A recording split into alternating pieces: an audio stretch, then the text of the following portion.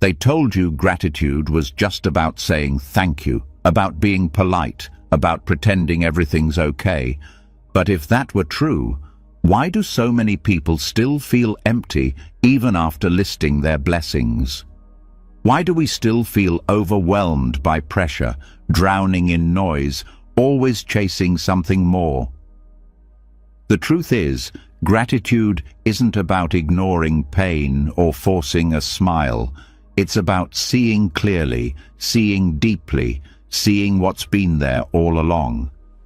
And Buddhism holds the key, not to fake gratitude, but to a real, grounded thankfulness, the kind that changes how you see everything, the kind that makes your morning coffee taste sacred, your worst day feel softer, and your ordinary moments glow with meaning. Buddhist masters didn't learn gratitude from fortune cookies. They learned it from silence, from suffering, from watching leaves fall and realizing that nothing is owed and everything is a gift. They discovered that even pain can open your heart. Even emptiness can be beautiful. Even the breath you're taking right now can be a doorway to peace. Tonight, as you listen, your mind will begin to slow. The noise will start to fade. Your heart will remember what it feels like to be here, not reaching, not judging, just breathing, just noticing.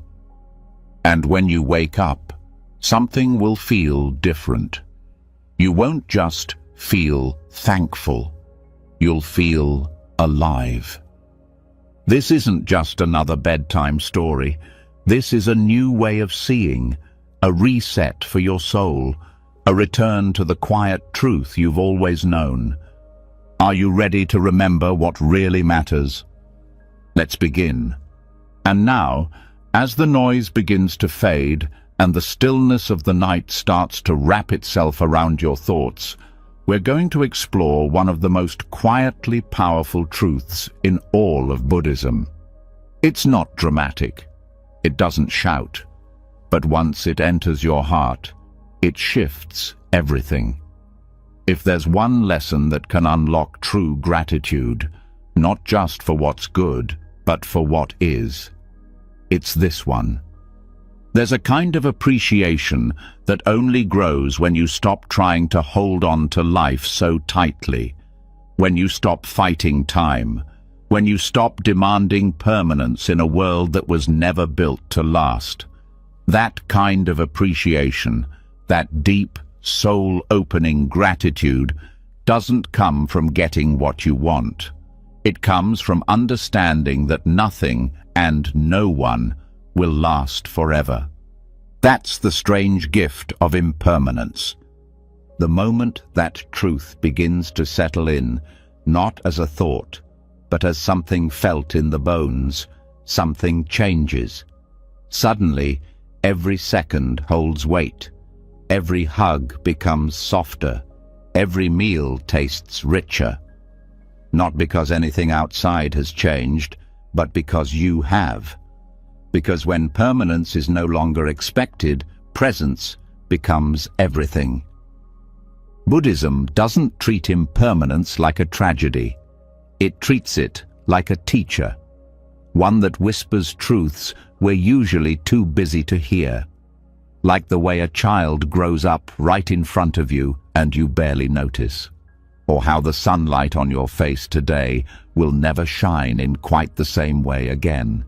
Or how the people you love are here one day and memories the next. Most people walk through life trying to freeze it, trying to hold on to moments, control outcomes, keep things from changing. But the tighter the grip, the more painful the loss. Gratitude doesn't bloom in clenched fists. It grows in open hands. And when you start to open your hands, open your eyes, open your heart, you begin to see what was always there. Life's beauty, hiding in plain sight, waiting to be appreciated. There is no deeper gratitude than the kind born from awareness that this, all of this, is temporary.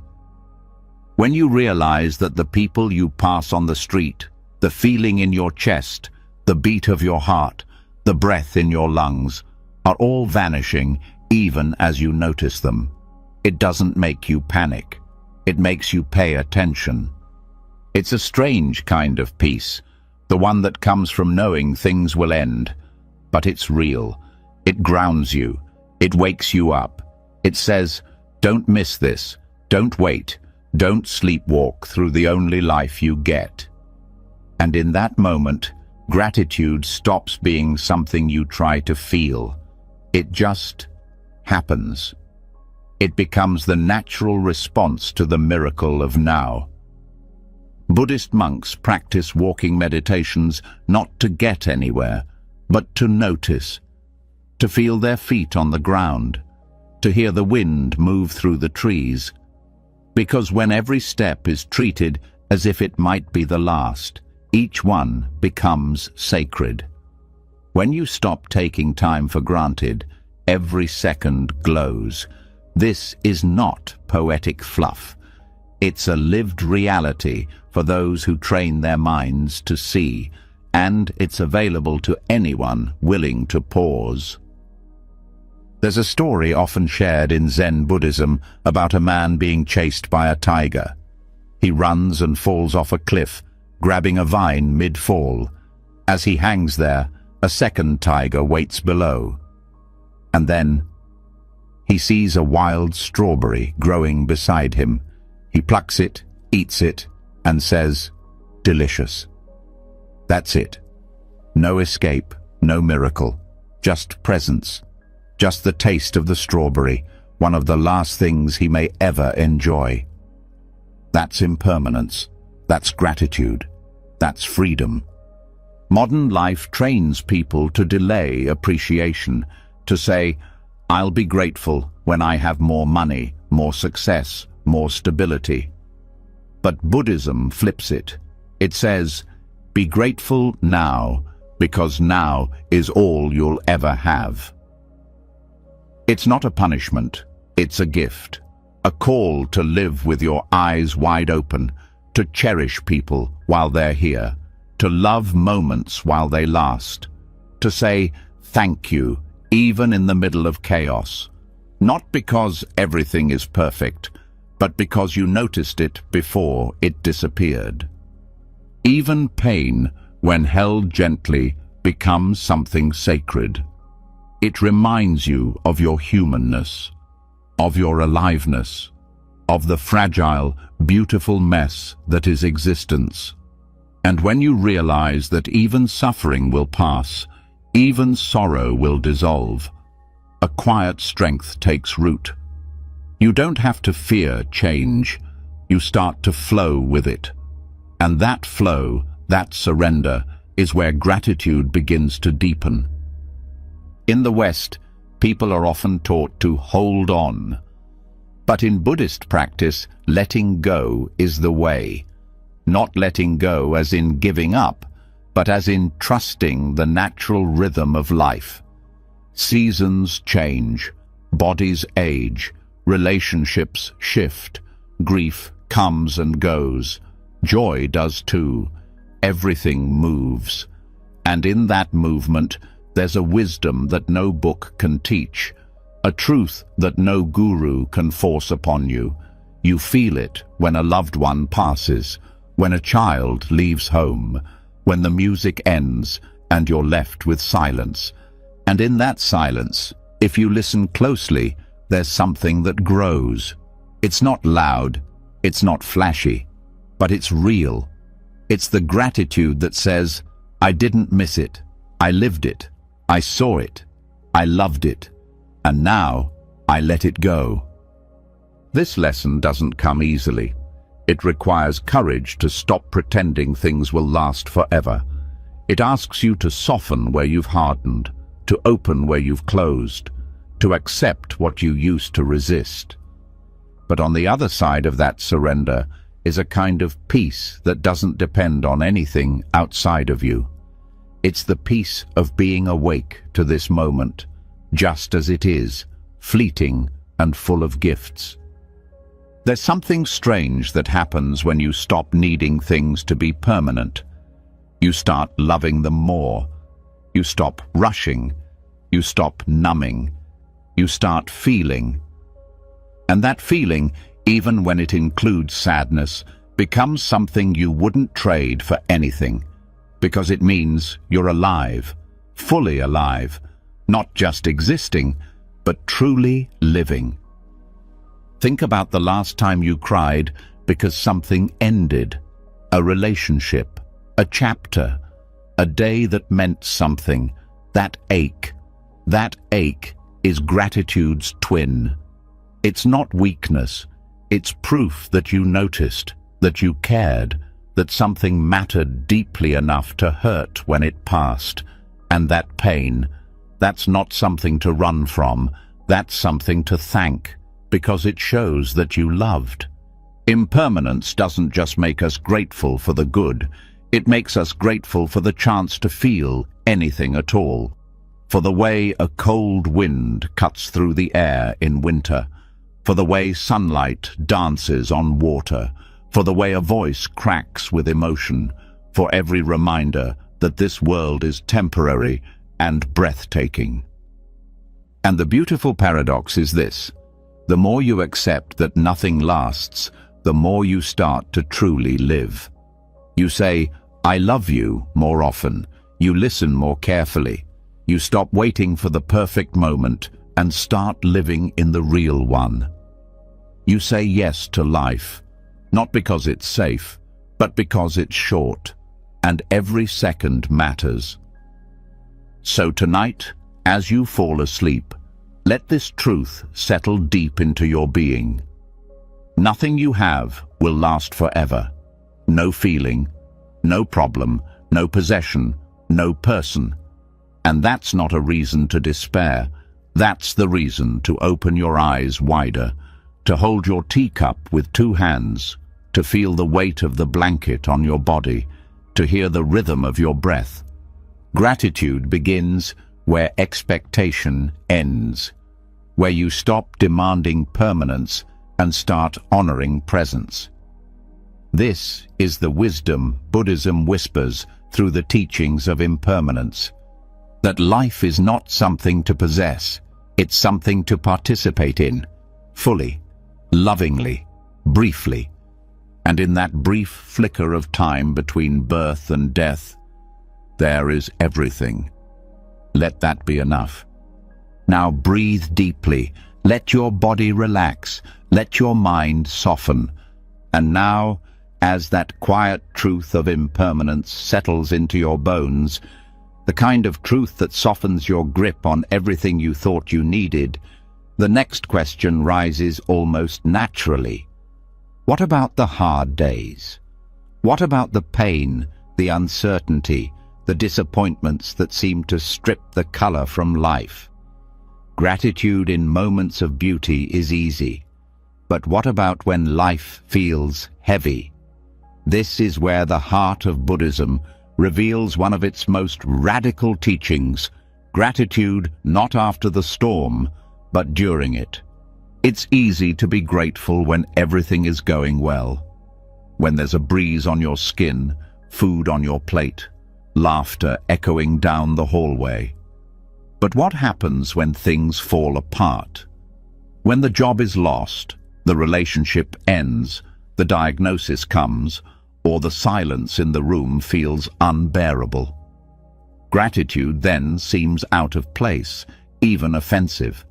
And yet, that is where it holds the most power. Buddhism doesn't ask you to pretend things are okay when they're not. It doesn't ask you to smile through suffering. It asks you to sit with it, to stay, to breathe through the ache and look closer, not to judge it or wish it away, but to discover what it's teaching. Because discomfort, as strange as it sounds, is not the enemy. In fact, it's often the doorway to something deeper. The Buddha himself didn't begin his path by escaping suffering. His journey started by confronting it. Seeing sickness, old age and death for the first time wasn't a curse. It was an awakening. The pain opened his eyes. And from that, an entirely new kind of wisdom was born. A wisdom that doesn't depend on constant joy to feel gratitude, but rather learns how to feel gratitude through the very act of being alive, in all its forms. Modern culture trains us to measure our happiness by how good we feel. But that's like judging a book by how shiny the cover is. Real life is not polished. It's messy, it's raw, and sometimes it's heavy. But in those moments, something sacred is also present, if we're willing to see it. Gratitude, when tethered to happiness alone, is fragile. It shatters the moment joy disappears. But gratitude that's grounded in awareness becomes unshakable. It doesn't depend on outcomes. It lives in presence. When life hurts, the question isn't, how do I escape this? The question becomes, what is this moment trying to teach me? And it's in that shift, from resistance to curiosity, that gratitude can enter quietly, like a soft light through a crack in the wall. You begin to see that struggle itself carries hidden gifts. That pain has the power to purify, to humble, to connect. That even confusion is a form of guidance pointing inward. There is no growth without discomfort. That's not a motivational slogan. It's a reality. Muscles tear before they grow stronger. Hearts break before they learn to open wider. Sometimes, the thing that hurts you the most becomes the exact experience that teaches you what you needed to know all along. Gratitude in those moments isn't about celebrating the pain. It's about recognizing what the pain is waking up inside you. Buddhism teaches that suffering is not a mistake. It's part of the path. It's not a punishment for living wrong. It's the natural friction of life bumping up against our attachments, our expectations, our illusions. And when those illusions crack, what remains is truth. The truth of being human, the truth of needing others, the truth of not being in control. And somehow, even in the mess of it all, you begin to realize you are still breathing. You are still here. Gratitude in these moments isn't loud. It's not about declaring how grateful you are through gritted teeth. It's quiet. It shows up when you feel tears on your face and realize those tears mean your heart still works. It shows up when you're exhausted, but there's still a part of you that wants to keep going. It shows up when you've lost something important, but something else is rising in its place. Resilience, clarity, humility. There's a story from the Buddhist tradition about a woman named Kisa Gotami. After losing her child, she was devastated and went to the Buddha, begging him to bring her son back. He told her to find a mustard seed from any home that had not experienced death. She searched every house, but every door she knocked on told the same story, of loss, of grief, of sorrow. She returned with no seed, but with new eyes. Her suffering hadn't changed, but her relationship to it had. She had discovered she was not alone. And in that realization, a strange peace emerged. That's the kind of gratitude that suffering can unlock. Not joy in what's happened, but deep reverence for what it reveals. There's a strength that can only be born in the fire, a knowing that can only come from being cracked open. And when you've been through something hard and you come out softer, more aware, more compassionate, there's a thankfulness that arises, not for the pain itself, but for the truth it carved into you. People often think they have to wait until after the healing to feel grateful. But the truth is, gratitude can be the healing. It doesn't erase the pain, but it gives it meaning. It transforms it from senseless chaos into sacred transformation. It says, even this has value, even this can be used. Even this moment, though dark, is part of something whole. That's not easy. It takes practice. It takes presence. It takes the willingness to sit with discomfort without numbing, without running, without pretending. But the more you do it, the more you start to see the hidden layers within your struggles. The subtle ways life is still holding you. The quiet ways healing is already happening beneath the surface. And you start to thank not just the light, but the shadows too. It's easy to be grateful for the mountain top, but the valley teaches you to breathe differently, to walk slower, to notice things you never would have seen from up high. And one day, when you look back, you'll see that the darkest seasons often planted the seeds of your brightest moments, that the cracks in your story are where the most light came in.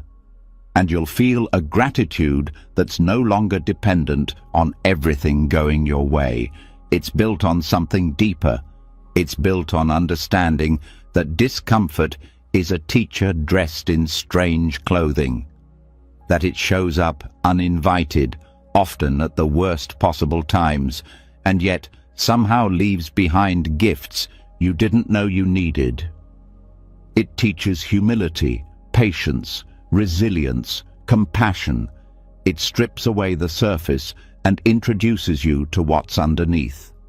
And there, beneath the noise and the roles and the performance, is the raw, vulnerable, honest version of yourself, the one capable of gratitude even in the middle of the storm.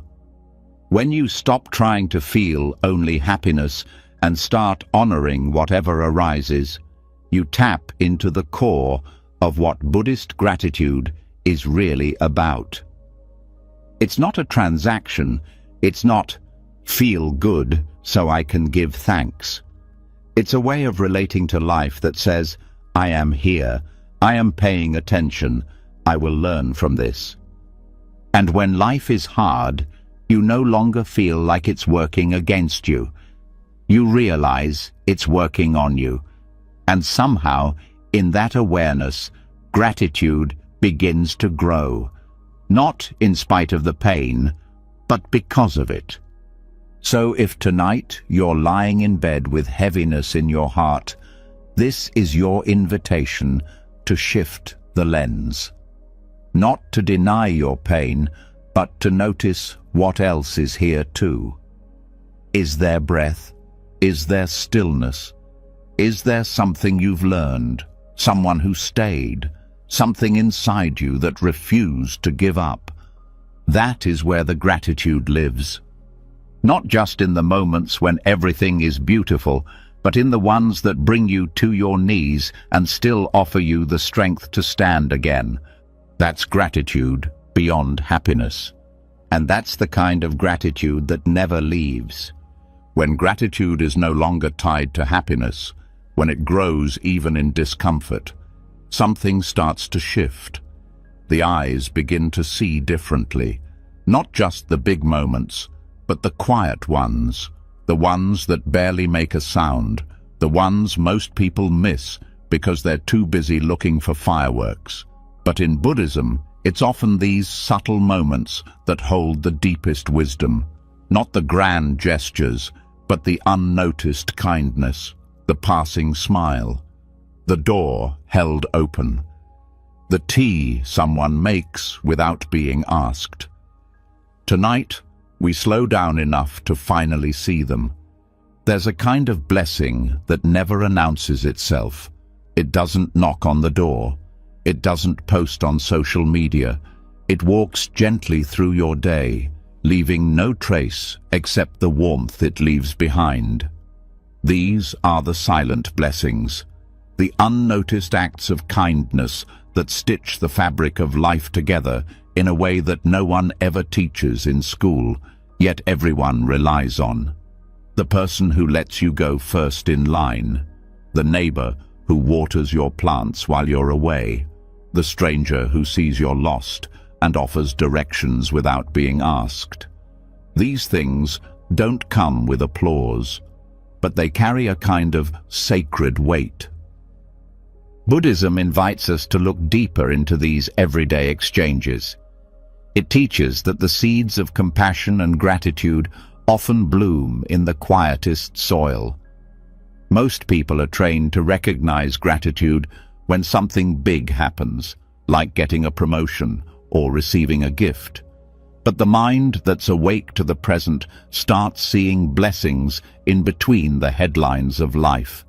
The kindness that doesn't cost anything, but changes everything. Silent blessings are easy to miss because they don't interrupt you. They exist in the background, in places where attention rarely lands. But when the mind is trained in mindfulness, even the softest gestures become loud with meaning. The gentle nod from someone who recognizes your pain without needing to fix it. The friend who says, "I'm here," and means it. The way someone remembers your favorite drink and brings it without a word. These are not random acts. These are offerings. And when you begin to notice them, your life starts to feel rich in a way no possession could ever match. This awareness isn't automatic. It takes a certain slowing down, a willingness to be present, to see the way your life is supported in ways you never asked for and often didn't expect. You start to notice the person who answers your emails kindly even when you're stressed.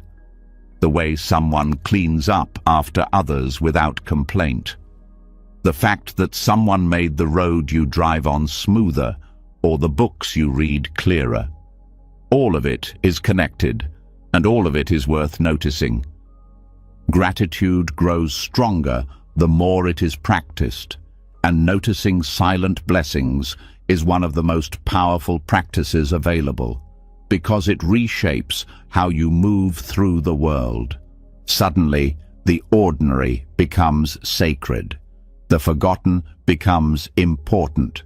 The overlooked becomes treasured.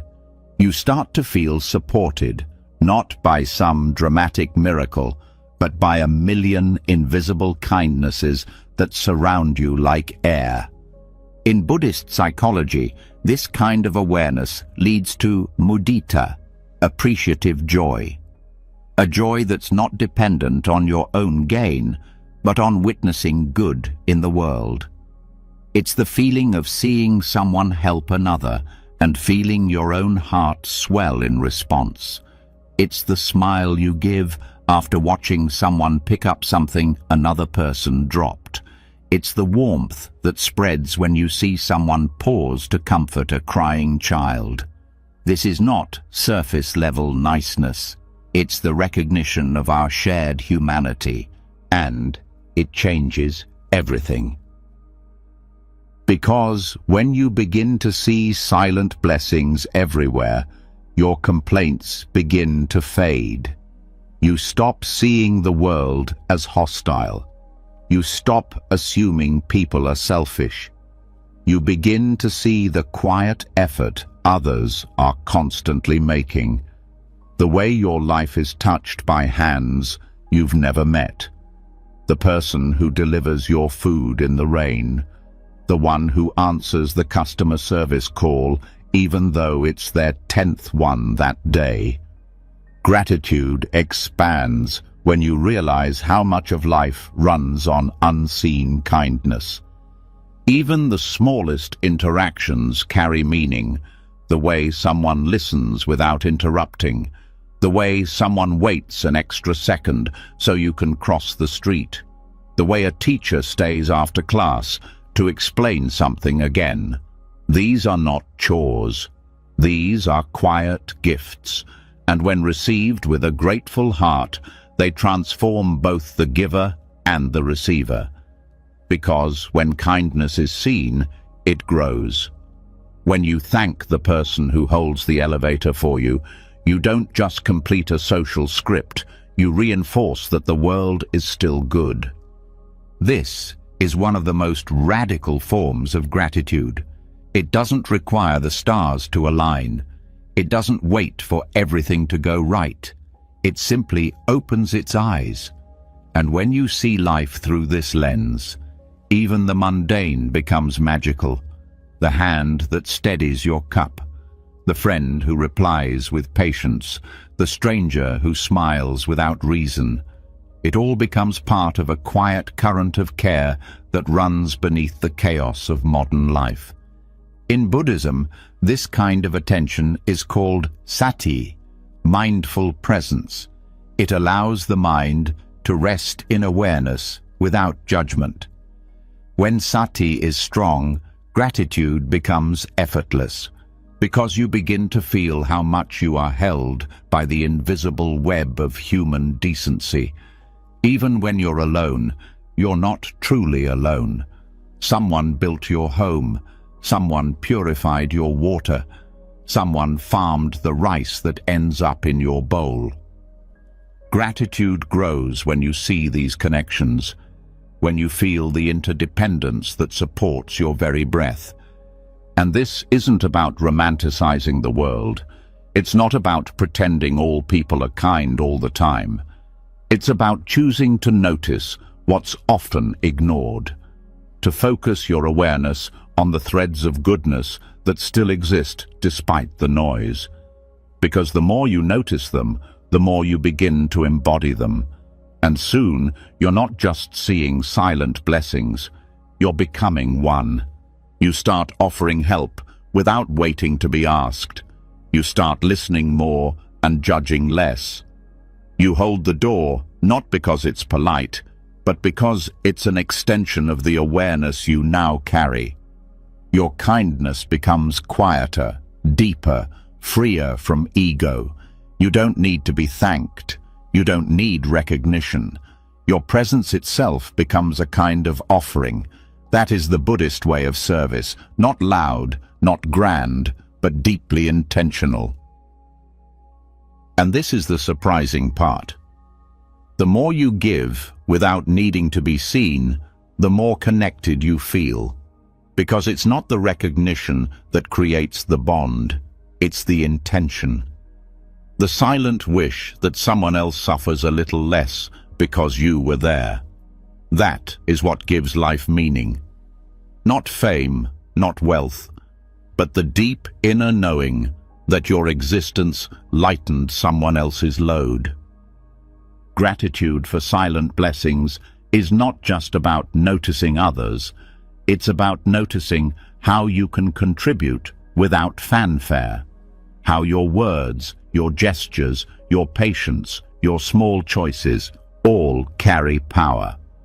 The way you greet someone, the way you forgive without holding it over their head, the way you answer a question with care even if you're tired. These things matter. These things ripple. And when you live with this kind of awareness, your life starts to feel less like a competition and more like a sacred collaboration. The deepest gratitude is not just felt, it's lived. It shows up in how you look at people, in how you pause before responding, in how you show up even when no one is watching. These are the practices that create inner peace, because when you recognize silent blessings, the world becomes less of a battlefield and more of a sanctuary, a place where the smallest gestures carry the loudest echoes. So tonight, as you rest your head, remember this. Most of the kindness you've received today will never be written down, never posted online, never spoken aloud. But it happened. It shaped you. It held you. And tomorrow, you have the chance to pass it on, not with big announcements, but with small, silent blessings of your own. And that, more than anything, is what keeps the world turning. After learning to see the silent blessings all around, the unnoticed kindness, the quiet gestures that make life feel softer, another shift begins to unfold, a deeper one. Because the next level of gratitude doesn't come from what is given to you or even from what you notice in others. It comes from the rare, radical act of learning to accept what is, not just the good parts, all of it, and not with resistance or regret, but with gratitude so deep it no longer needs things to be different in order to feel peace. This is where gratitude becomes a form of freedom, when it stops being a reaction to something going your way and starts being a way of relating to reality. Buddhist teachings don't ask you to love only the pleasant. They guide you to soften into the truth, even when it's uncomfortable. To stop fighting with what already exists. Because every time you say, "This shouldn't be happening," you disconnect from the present. And every time you say, "This is what's here, and I will meet it fully," you return to your power. Radical acceptance isn't about giving up. It's not passive. It's a courageous act of facing life without turning away. And when that kind of presence is met with gratitude, not forced, but chosen, something inside starts to unlock. The need to control loosens its grip. The habit of comparing, fixing, judging begins to dissolve, and you finally exhale. You no longer need life to match your plans to feel whole. You don't need every moment to be pleasant to feel grateful. Because you've realized that everything, every joy, every loss, every dull Tuesday afternoon is part of the same sacred fabric. Gratitude, in this sense, becomes a way of saying yes, not because everything is perfect, but because everything is real, and real is enough. Buddhist psychology teaches that suffering comes from resistance, from wanting life to be different than it is, from clinging to what's pleasant and pushing away what's painful. But when you drop that tug of war, when you stop arguing with the present moment, a deeper peace begins to surface, and from that peace, gratitude blooms, not because you got what you wanted, but because you finally stopped needing it. There is enormous strength in saying, "This is where I am, this is how I feel, this is what life is offering right now." That kind of honesty is the foundation of healing. And when it's paired with thankfulness, it becomes something even more powerful: liberation. Most people only feel grateful after things improve. But Buddhism teaches that gratitude is strongest when it's unconditional, when it whispers, "Thank you," even in the middle of confusion. Not for the pain, but for the clarity it can bring. Not for the hardship, but for the growth it allows. Gratitude at this level doesn't wait for the sun to come out. It stands in the rain and says, "This too belongs." Radical acceptance means no longer postponing your peace. It means not needing the next chapter to look a certain way in order to feel content now. It invites you to stop bargaining with the present moment and start embracing it. Even when it's imperfect, even when it's messy, especially then. Because what if this version of life, the one you're living right now, isn't a mistake? What if it's not a detour from your path, but part of it? When gratitude starts asking questions like that, everything softens. You stop resenting your timeline. You stop chasing better versions of yourself. You stop treating now as something to get through, and you start being here, for real. This kind of gratitude doesn't ignore pain, it includes it. It doesn't pretend everything is okay. It says, even though this hurts, I trust it has meaning. That trust doesn't come easily. It's built moment by moment, choice by choice, but over time, it becomes the most stable thing you have.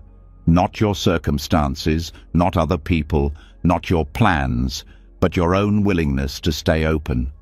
Think of all the energy that's spent trying to change what can't be changed, wishing the past were different, worrying the future won't go how you hope, judging your emotions as wrong, judging your body as flawed, judging your life as behind.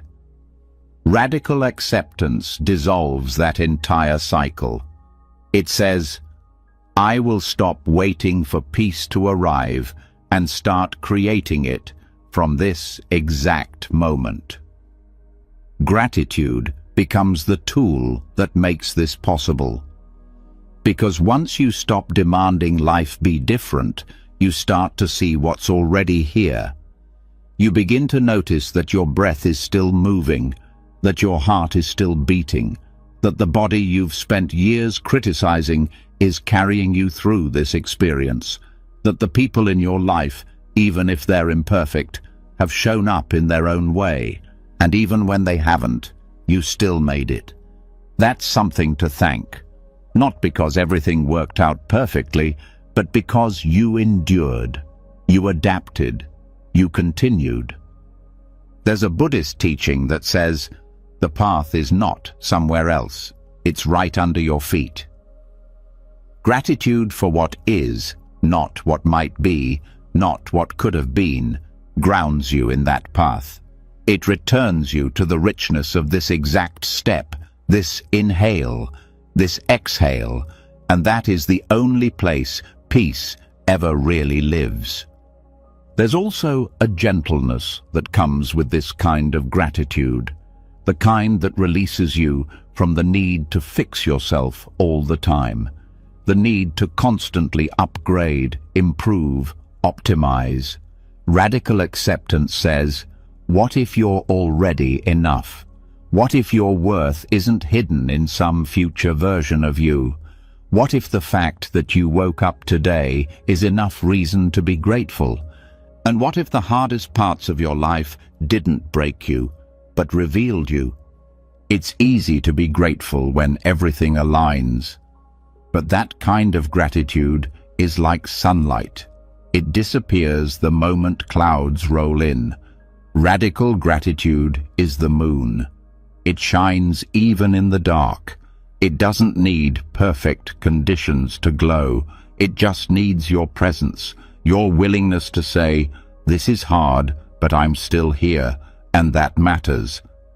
Gratitude becomes radical when it refuses to abandon you in the storm, when it stays beside you in grief, when it whispers through tears, there is still something beautiful here. And sometimes that beauty is simple, the way a friend texts just to check in, the way your body carries you through a hard day, the way silence becomes soothing instead of scary. These aren't miracles, but they are everything. Acceptance doesn't mean liking everything. It means choosing to stop fighting with life. And gratitude helps you make that choice without bitterness. It allows you to look at your story, even the painful chapters, and say, this is mine. I lived it. I learned. I grew. And that softens the heart. It doesn't erase the past. It honors it, and it frees you to keep going with less weight. Sometimes the greatest peace comes not from changing your life, but from changing how you meet your life. Gratitude becomes the language of that shift. It turns survival into reverence. It transforms judgment into compassion. It reminds you that this moment, as flawed as it is, still holds value. And when you begin to live this way, not just during the good seasons, but in the everyday, unpredictable, messy reality of life, you begin to trust again. Not because you know what will happen next, but because you know you'll meet it fully, with a heart that's open and a mind that's grounded in truth. That is radical gratitude. That is radical peace.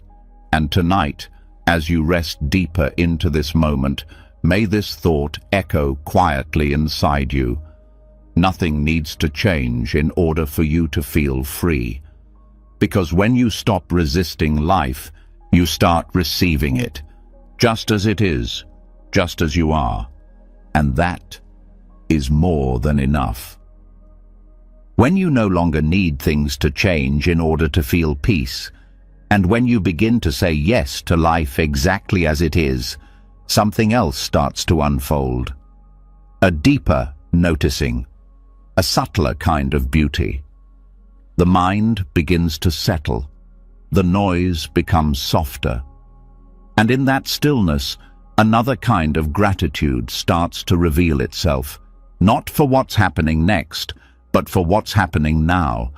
Not the future you hope for or the past you miss, but the quiet richness woven into every ordinary moment you used to overlook. This is where gratitude deepens into presence, and this presence becomes the gift. There's a kind of joy that doesn't come from achievements or approval or dramatic events.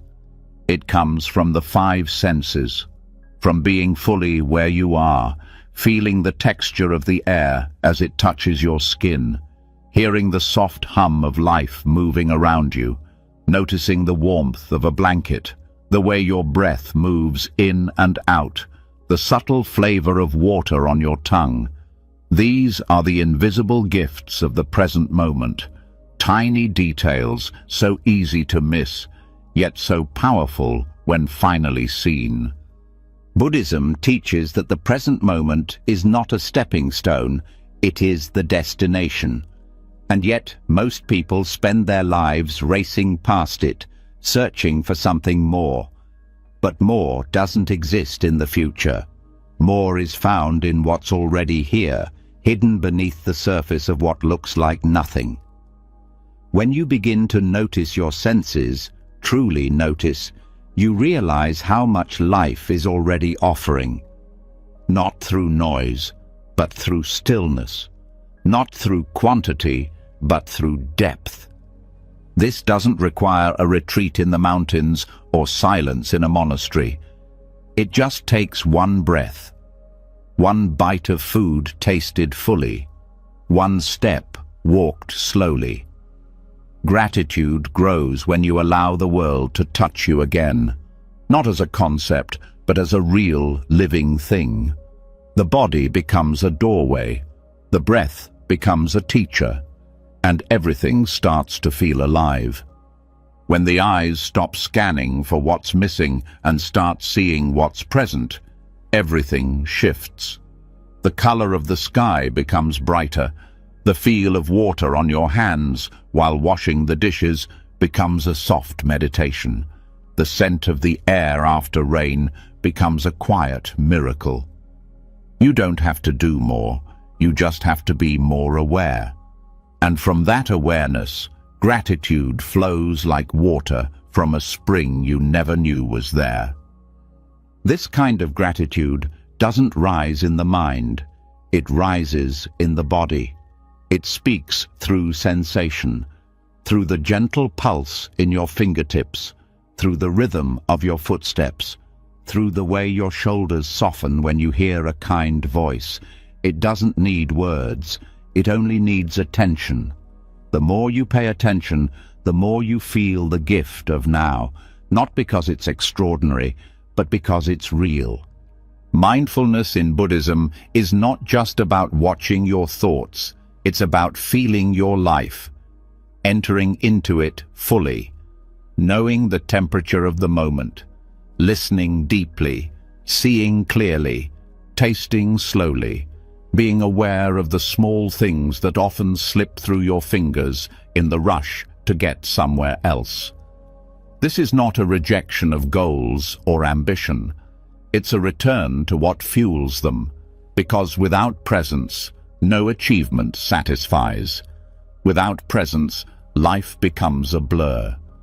Gratitude grows when you stop needing big reasons to feel it. When the sunlight on your face is enough.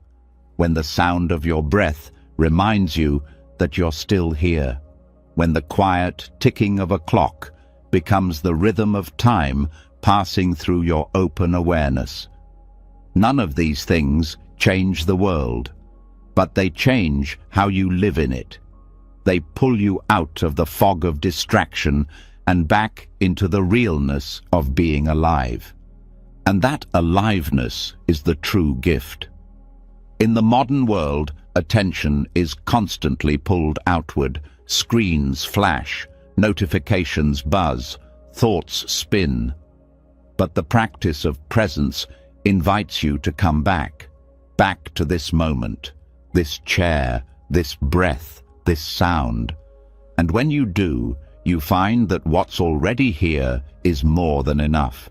Not because it's perfect, but because it's awake.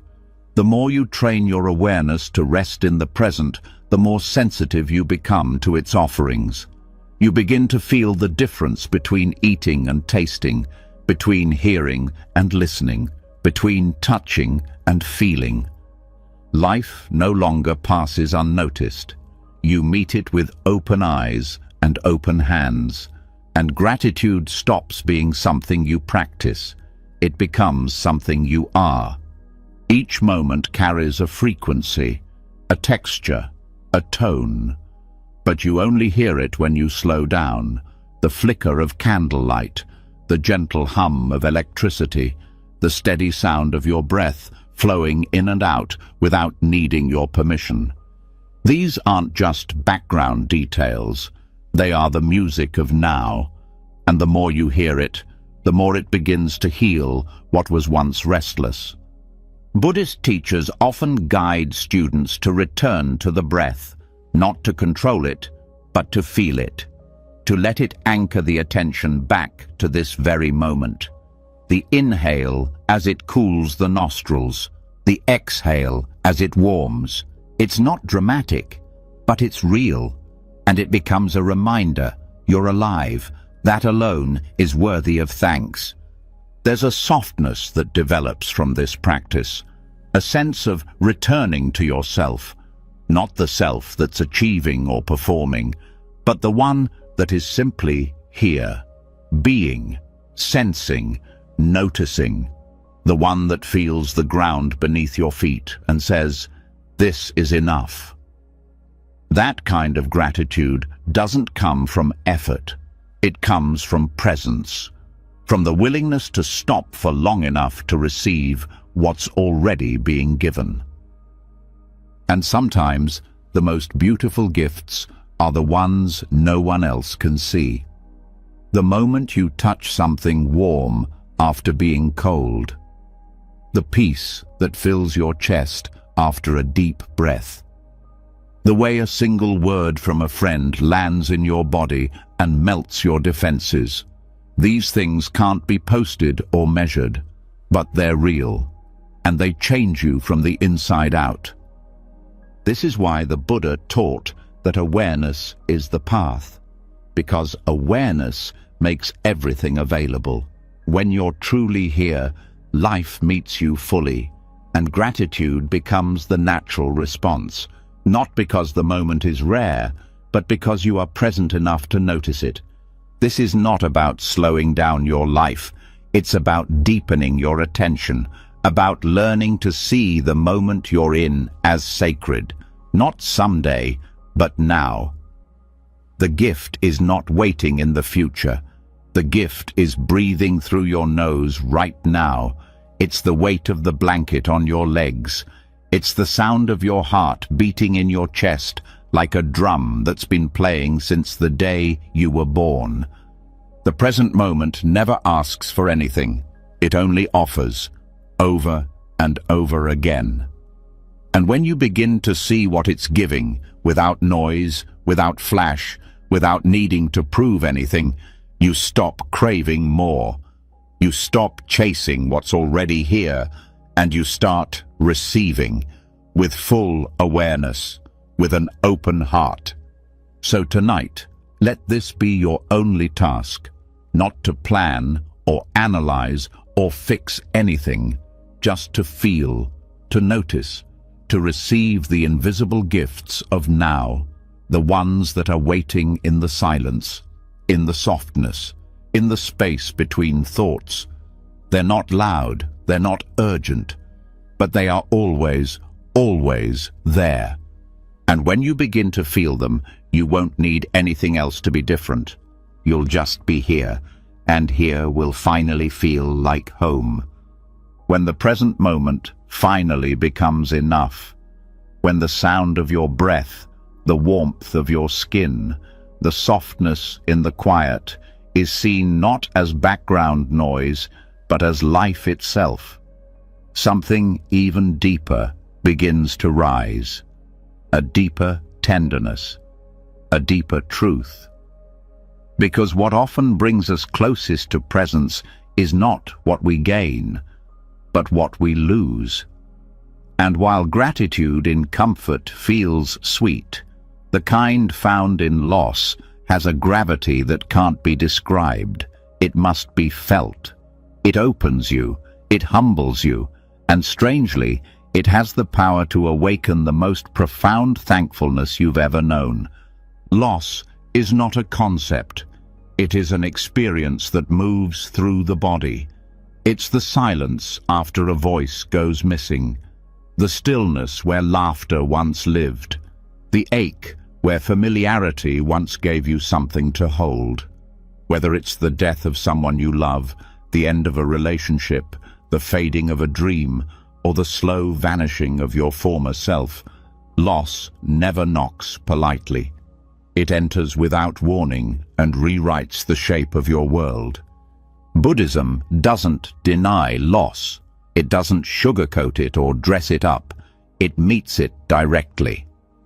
The teachings begin with the first noble truth. Life involves suffering, not to depress or discourage, but to speak honestly about what it means to be human. And within that honesty is the seed of awakening, because when we stop pretending we're immune to loss, we stop being surprised by it. And when we stop being surprised, we start paying closer attention to what's still here. Gratitude through loss doesn't come from denying pain. It comes from fully feeling it, from letting the sadness say what it needs to say, from holding the grief gently, like a guest who didn't plan to stay but needs to be seen. In Buddhism, there's no pressure to move quickly through sorrow. In fact, there's deep respect for the way grief unfolds, slowly, quietly, honestly, and as it unfolds, it often reveals something underneath: clarity. Clarity that shows what mattered, who mattered, what remains, and what was never truly lost to begin with. When something is taken away, the mind naturally rushes to fill the space. But Buddhism invites you to pause, to sit with the empty chair, the unanswered phone, the quiet moments where a familiar presence is no longer found. Because in that pause, something unexpected begins to rise. Not just sadness, but reverence. Reverence for what once was. Reverence for how deeply you felt. Reverence for the fact that you loved enough to feel this kind of loss. There's a Zen proverb that says, "Let go or be dragged." But letting go in Buddhism doesn't mean forgetting. It doesn't mean erasing the past or pretending something didn't matter. It means loosening your grip on what can no longer be held and gently placing your hands over what remains. Because something always does. A memory, a lesson, a kindness you now extend more freely. Gratitude doesn't require you to be over your loss. It simply invites you to look again, to notice the new shape life has taken. Sometimes the people who leave this world leave something behind that can never be taken. The way they made you laugh, the way they made you feel seen, the way they shaped your perspective. Gratitude grows when you stop focusing only on what's gone and start honoring what remains. And not just in your memory, but in your behavior, in your presence, in how you show up now. In Buddhism, there's the concept of continuation, that nothing truly ends. Everything becomes something else. The leaf that falls becomes part of the soil that feeds the tree. The tears that fall become part of the healing that helps someone else. Even your sorrow, when seen with gentle eyes, becomes a kind of offering, a reminder to others that love always leaves a trace. Gratitude through loss is not flashy. It's quiet. It's the moment you notice the sky and feel your loved one in the light. It's the smell of something familiar that pulls a name from your heart. It's the silence that used to hurt, but now brings peace. It's the day you laugh again, not because the pain is gone, but because it's no longer the only thing you feel. Loss teaches you to pay attention differently. You no longer assume anything will last. You no longer expect time to wait. And because of that, every moment becomes more vivid. Every conversation becomes more sacred. You stop holding back. You say the words. You listen with both ears. You cherish the now, not out of fear, but out of deep, living gratitude for what is still possible. There's a Buddhist practice known as Maranasati, or death awareness meditation. Practitioners reflect daily on the fact that life is fragile, not to become morbid, but to become awake, to stop postponing love, to stop delaying presence, to stop assuming there will always be more time. This awareness doesn't create despair. It creates urgency to live fully. It deepens the gratitude for the breath you still have. In the heart of grief, the teachings say, feel everything. Do not rush. Do not numb. Do not perform strength. Instead, let the sadness become part of your path. Let it soften your edges. Let it open you to others who are hurting. And as it does, you begin to notice things you couldn't before. The way someone stays silent with you in a room and somehow says everything. The way a gentle breeze can feel like a hand on your back. The way a single flower blooming can carry more meaning than an entire bouquet ever did. You begin to see that not all presence requires a body, that love does not need to be held to be felt, that even in absence there is connection. And in that connection, gratitude returns, quietly, powerfully, not in spite of your loss, but because of how much it taught you to see. When something breaks, what's left is often more honest, less decorated, but more real. That's what loss does. It strips away illusion. It reveals truth. And truth, when embraced fully, always leads to gratitude. Not because everything is okay, but because everything is real. The people you've lost, the places you'll never return to, the seasons that passed too quickly, they aren't gone. They live in your choices. They live in your awareness. They live in your ability to look at someone else's pain and say, I understand. That understanding is a form of gratitude. It says, this hurt me deeply, and yet I'm still open. And if you're still open, even with a broken heart, then you've already begun to transform loss into something sacred. Buddhist monks chant not only for blessings, but for those who have passed. Not because they believe the dead need words, but because the living need reminders. That love does not end. That memory is a form of connection. That grief is not an interruption of life, it is a thread woven through it. And when held with care, it becomes a source of wisdom, of gentleness, of grace. Gratitude through loss is not about pretending. It's not about silver linings or forcing meaning. It's about honoring the depth of what you felt, the truth of what was shared, the reality of what was lost.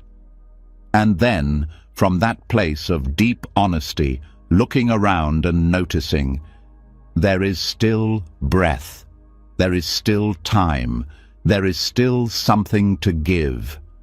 You can still love. You can still hold. You can still remember. You can still say thank you, not because you moved on, but because something inside you moved deeper. So tonight, if there is someone or something you miss, let that missing become sacred. Let the ache be a prayer. Let the love you once gave become the love you give now in a different form to someone else who needs it. Because loss may change the shape of what's possible, but it never takes away your ability to be present, to feel, to offer, to grow. And in that presence is the softest, strongest form of gratitude there is. Loss has a way of sharpening your awareness. It takes what you once took for granted and makes it sacred. It teaches you how to hold moments fully because they won't come again in quite the same way. That kind of gratitude comes from being cracked open. But once the heart is opened that wide, the next challenge is keeping it open in a world that pulls your attention in every direction. Because what steals gratitude more quietly than grief is distraction. Not pain, but noise. Not heartbreak, but constant interruption. And nowhere is that more present than in the digital world. In Buddhist practice, mindfulness is about presence, fully experiencing one thing at a time. But in modern life, most people live in fragments. One eye on the screen, one hand on the phone, a dozen tabs open in the background of the mind. You're there, but not really. You're scrolling, but not seeing. Connected, but not nourished. And this disconnection from presence is also a disconnection from gratitude. Gratitude doesn't live in the future or the past. It lives in now. But the digital world is designed to pull you away from now. It feeds on urgency, novelty, comparison. It distracts you with updates, notifications, dopamine hits that feel satisfying for a second, but leave behind a deeper hunger. The kind of hunger that no screen can ever feed. You check the phone again, and again, and again. But what you're really looking for is peace, and peace can't be downloaded. Gratitude requires depth, and screens often keep you at the surface. You scroll past someone's pain, someone's joy, someone's story, and your mind never stops to feel it.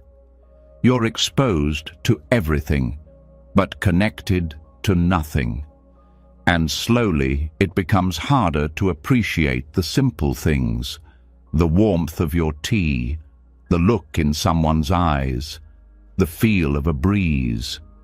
Because your mind is trained to chase stimulation, not savor stillness. In Buddhism, the practice of retreat is not about escape. It's about return, returning to the self, to the breath, to what is real and unfiltered and alive. Digital detox isn't a trendy challenge. It's a spiritual discipline. It's an act of protecting your ability to see clearly, to feel deeply, to respond instead of react, and most of all, to remember what matters. The moment you disconnect from your devices, the mind starts to panic. It tells you something important might be missed, but that fear is often rooted in habit, not truth. What you actually begin to notice in those moments of silence is how much was already being missed. The conversation you weren't fully in, the food you didn't taste, the music you stopped hearing because you were trying to capture it instead of experiencing it. Gratitude begins to return when you slow down enough to receive again. The mind starts to breathe, the senses open, and suddenly something as ordinary as the sun on your skin feels extraordinary again. That's the power of attention, and technology, while useful, trains you to divide it. Gratitude grows when you reclaim it. Buddhist monks often live without personal phones, not because they reject modernity, but because they've chosen depth over distraction. They understand that attention is sacred, that where your awareness goes, your life goes, and if all your awareness is being siphoned into artificial urgency, then your real life, the one that can actually be touched, is happening without you. Technology is not the enemy, but unconscious use is. When you reach for your phone without knowing why, when you refresh a screen hoping for something that never satisfies, when you fall into a hole of other people's lives and forget to show up for your own, that's where gratitude disappears, not in big moments, in small, subtle leaks of presence. Gratitude doesn't need perfect conditions. It only needs your awareness, and awareness needs space. That's why digital detox is more than a productivity hack. It's a return to mental clarity. It allows you to reset your nervous system, to feel silence again, to watch your thoughts instead of being pulled by them. And in that clarity, you start to appreciate what doesn't change when the phone is off. Your breath remains. Your body continues. The people around you still exist. The sky hasn't gone anywhere. These are the real constants, but you can only feel their gift when your attention is not being swallowed by a screen. That's why even small acts of digital restraint can open the door to something deeper. Turning off notifications, leaving the phone in another room, taking a walk without anything to capture, eating without multitasking. These acts seem small, but they carry a powerful message. I am here, and being here matters. Gratitude requires presence, and presence requires space. Without space, the heart gets crowded, and a crowded heart cannot feel deeply.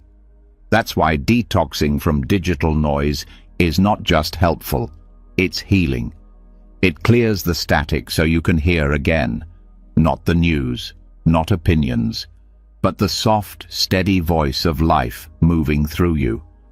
The part of you that remembers how to feel wonder, how to notice beauty, how to give thanks for something as simple as silence. There's a kind of loneliness that doesn't come from being alone. It comes from being disconnected from yourself. And screens, when used mindlessly, amplify that disconnection. You're surrounded by people's highlight reels, but can't remember the last time you felt truly connected to your own joy.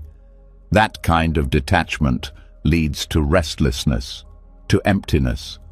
But when you unplug, even briefly, you begin to feel your own rhythm again, your own heartbeat, your own thoughts, uninterrupted. And in that reconnection, gratitude finds a home again. Buddhist practice encourages direct experience, not filtered through cameras or curated through captions, just raw, honest being. What does this moment feel like? What is your breath doing right now? Can you feel your feet touching the earth?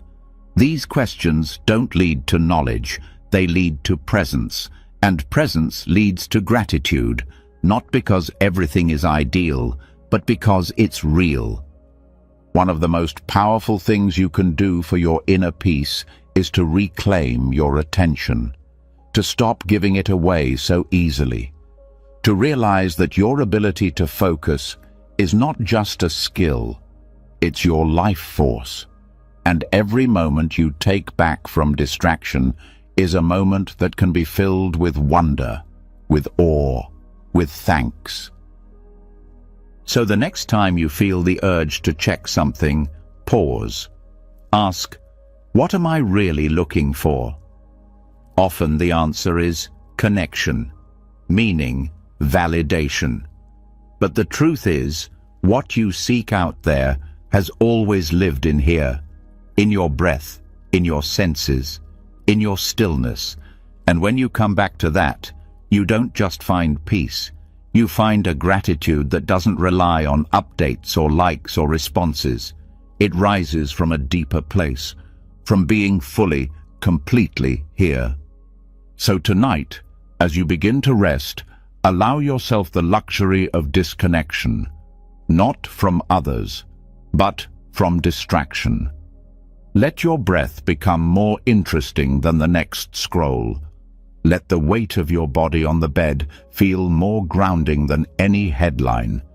Let the silence between these words guide you home to the present.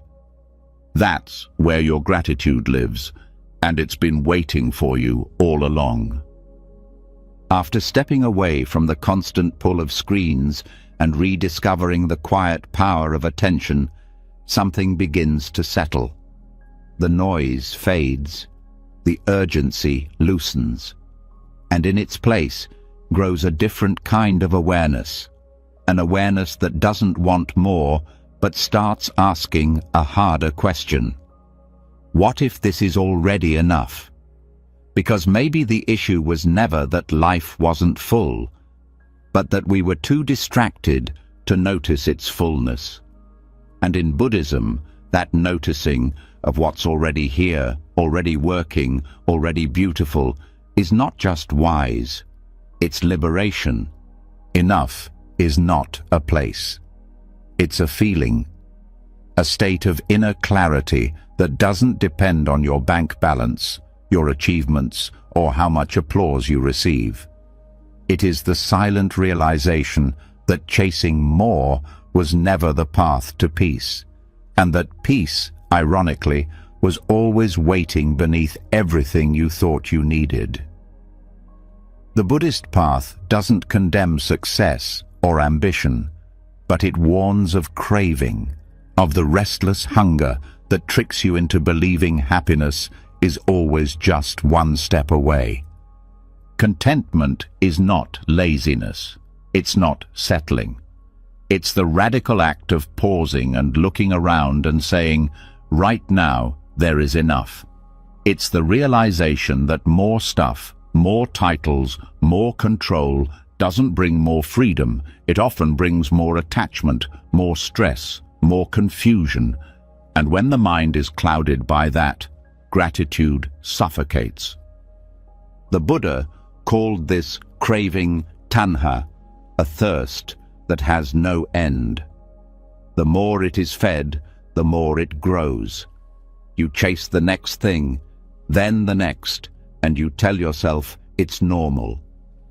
But deep down, a quiet voice begins to whisper, this isn't it either. You reach the goal, and instead of peace, you feel emptiness wrapped in accomplishment. Buddhism doesn't ask you to stop wanting. It asks you to look closely at your wants and ask, where are they leading me? Gratitude grows when wanting fades. Not because you have nothing, but because you've finally looked at what you do have. Your breath, steady and loyal. A mind, capable of reflection and change. A heart, still open despite what it's been through. A sunrise you didn't have to pay for. A friend who still listens. Enough is not measured in abundance. It is measured in awareness. There's a reason monks own so little. It's not about rejecting comfort. It's about not needing excess to feel alive. When the mind is trained to see enough in the smallest things, joy becomes easy to access. A simple bowl of food becomes a blessing. A quiet walk becomes a celebration. You begin to see that you are not poor in experience. You've just been overlooking the value of what's already in your hands. Modern culture thrives on dissatisfaction. You are constantly told to upgrade, enhance, hustle, improve. That message is relentless. Who you are is not enough. What you have is not enough. Where you are is not enough. And when that belief settles in your bones, even success feels hollow, even beauty feels dull. But Buddhism points to the opposite truth. Enoughness is not something to earn, it is something to remember. When you stop trying to outrun your life, you start living it. You taste your food instead of inhaling it. You look into someone's eyes and see their soul instead of their utility. You sit down without guilt. You wake up and feel the sheets against your skin and think, what a gift it is just to be here. That's not poetic. That's presence. And presence is what gives rise to the kind of gratitude that lasts. The mind conditioned by craving is always scanning for what's missing, but the mind trained in contentment is looking for what's here. And what's here, once you stop overlooking it, is a kind of quiet magic. You don't need to be the best to feel peace. You don't need to have the most to feel whole. You don't need to be constantly improving to feel worthy. Enoughness is not laziness, it is spiritual clarity. In Buddhism, there's a term santuti. It means contentment, satisfaction, the joy of enough. It is considered one of the greatest inner treasures, because when you feel enough, you stop needing the world to constantly validate you. You stop comparing. You stop rushing. And in that space, your true life begins to unfold. Not the life you were sold, but the life that was always here, waiting. You start to feel grateful for things others miss. The way the light hits the wall in the afternoon. The way your hands still function. The way a bird sounds when the world is quiet. These aren't grand experiences, but they're real. And when your heart is content, they become more than enough. They become sacred. Craving tells you happiness is in the next moment.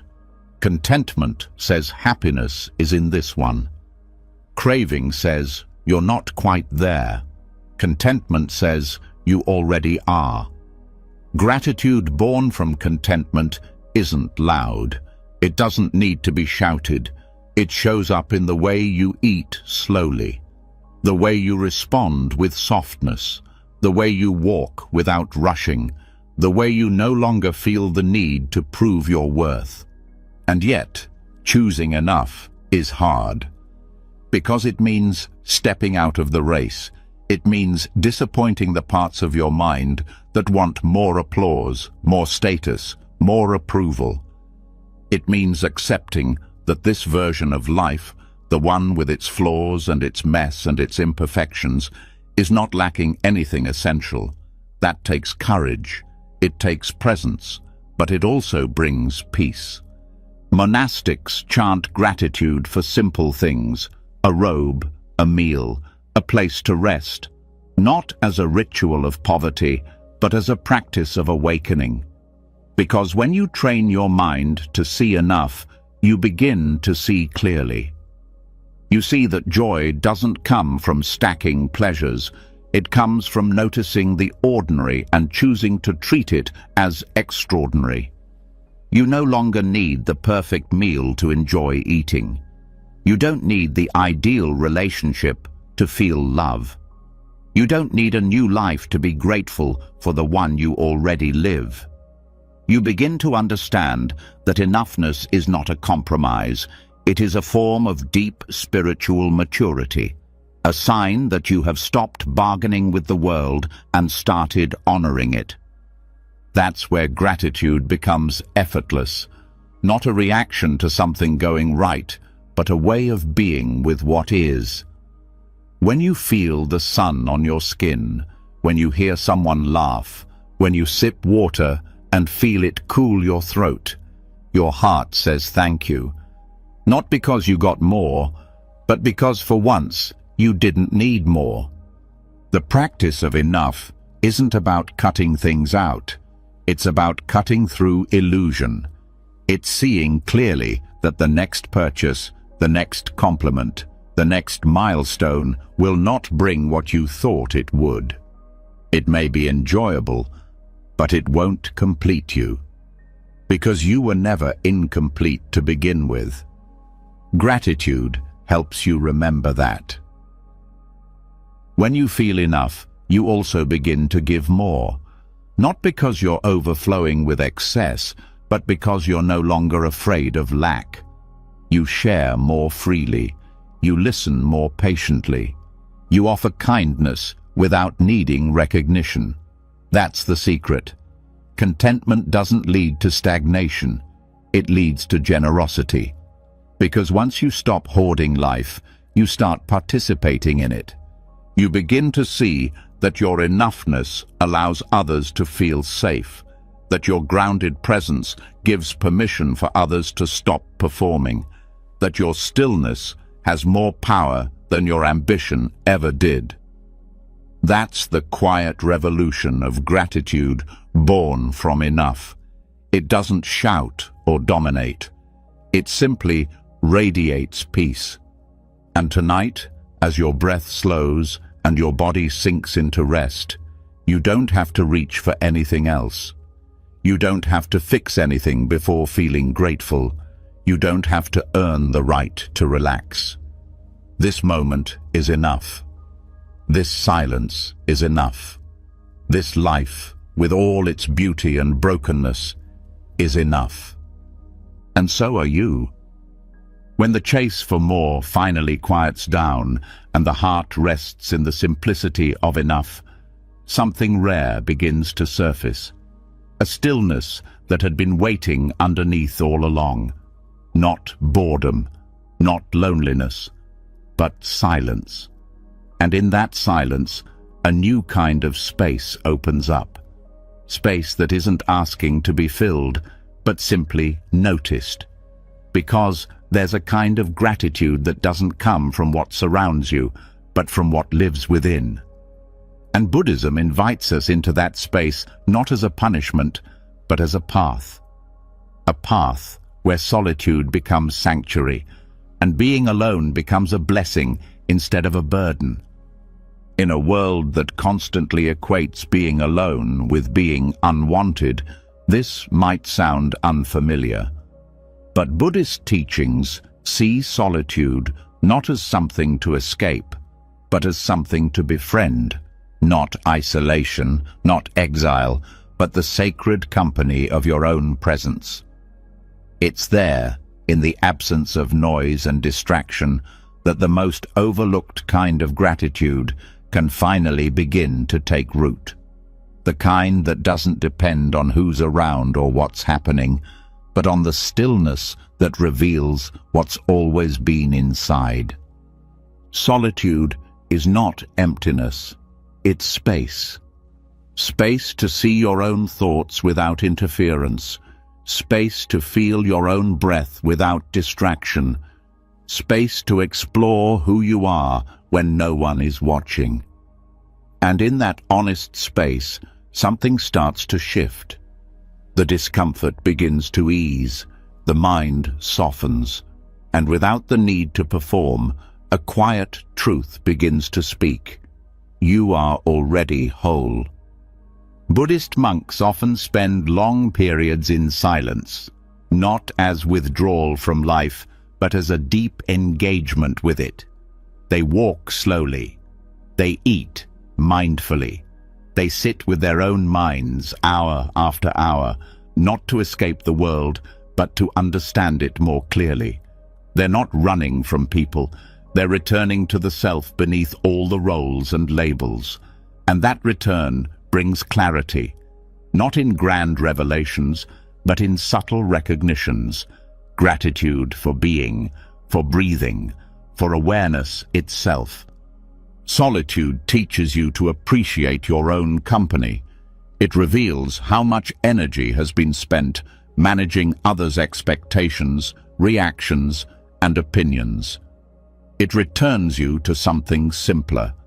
The feeling of your feet on the ground, the warmth of the sun on your skin, the sound of your own laughter when no one else is in the room. These things are not small, they are deeply grounding. And when you notice them, gratitude doesn't have to be summoned, it arises on its own. Modern life treats solitude like a problem to fix. You're encouraged to fill the silence with noise, the stillness with scrolling, the space with stimulation. But when you constantly avoid being alone, you never get to know who you are without influence. You miss the chance to hear your own truth, and you miss the chance to discover that your own presence, when fully felt, is more than enough. The Buddha himself found awakening not in a crowd, but under a tree, alone. Not because he was running from the world, but because he was facing it honestly, without distraction. That's what solitude allows. An undistorted look at your thoughts, your heart, your habits. At first, that honesty can be uncomfortable, but over time, it becomes a source of strength. You stop needing noise to feel real. You stop needing others to feel valid. You start learning the difference between aloneness and loneliness. Gratitude in solitude is subtle. It's the soft thank you whispered when you wake up and realize no one needs anything from you. It's the deep exhale you take when you're not performing or proving. It's the strange, peaceful joy of hearing your own thoughts and not needing them to be different. It's a kind of internal spaciousness that doesn't depend on external validation. Buddhist teachers often say that the deepest companionship you'll ever know is with your own mind. If that relationship is neglected, no amount of socializing will soothe the underlying discomfort. But when it's cultivated, when you begin to treat yourself with the same warmth and curiosity you offer others, solitude stops being a punishment. It becomes nourishment. One of the greatest gifts of solitude is that it slows time. Without the constant pressure of conversation, performance, or schedules, you begin to notice the passing of moments more deeply. You hear the birds. You notice the wind. You start to remember things you didn't know you forgot. The world doesn't speed by. It unfolds slowly, gently. And in that slowing down, you become more present. And presence is what transforms ordinary experience into something worth thanking. There's a practice in Buddhist meditation called noble silence, a period where practitioners refrain from speaking, not just to others, but even internally. The mind becomes less busy, the heart more attuned. In that silence, many people begin to feel an unexpected gratitude, not for anything new, but for everything that was always there but never noticed. The weight of your own hand, the temperature of the air, the steady rhythm of breath. These are not signs of emptiness, they are evidence of life. And when life is seen with clarity, gratitude becomes the only honest response. Solitude also reveals the ways you've been running, not from the world, but from yourself. From unprocessed feelings, unresolved memories, unattended truths. But in solitude, those parts of you have room to breathe. They come forward not to overwhelm you, but to be acknowledged. And when they are, something softens, the walls drop, the pretending ends, and gratitude emerges, not for the pain, but for the permission to finally feel. Over time, solitude becomes less about being alone and more about being whole. You begin to see that the emptiness you feared was not a void, but a space waiting to be filled with awareness, gentleness, and care. You see that joy doesn't always require company. That insight doesn't need noise. That peace doesn't arrive through approval. It comes through presence. You also begin to see others differently. When you've spent time alone, you stop needing others to complete you. You meet them with more authenticity, more generosity, more freedom. You don't need them to fill your silence. You invite them into it. Your relationships improve, not because you say more, but because you listen better. And that listening started when you finally listened to yourself. Solitude teaches you to hold your own hand, to comfort your own heart, to cheer yourself on when no one is looking. And in that self-honoring, gratitude becomes a quiet companion. A thank you for the resilience that brought you here. A thank you for the stillness that holds you now.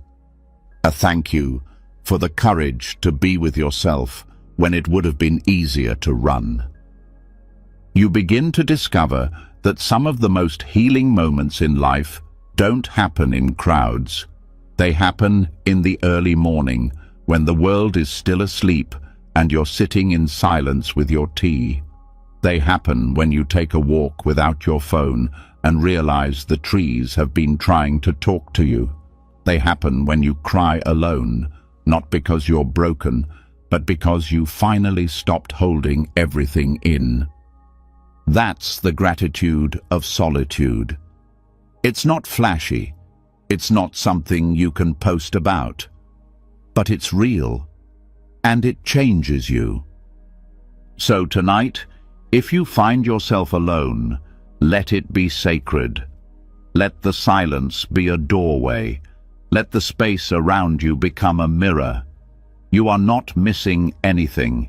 You are returning to breath, to presence, to the quiet strength that's been waiting for you all along. And that is more than enough to be grateful for. Solitude reveals the fullness of presence. It strips away the noise, the rush, the constant need to respond, and it teaches you to hear again, to feel again, to honor the quiet gifts of simply being alive. But there's one place where that presence can take on even deeper meaning, one daily ritual that is often rushed, often ignored, and yet holds the power to reconnect you to life itself. Eating. Because in every bite, there's a story, a history, a chain of life that has moved across fields, hands, air, and time to reach your plate. And when seen clearly, eating becomes more than nourishment. It becomes a prayer of gratitude. The act of eating is one of the most overlooked opportunities to practice mindfulness. In modern culture, It's often done with a screen in front of the eyes or a task list in the mind. It becomes automatic. Chew, swallow, move on.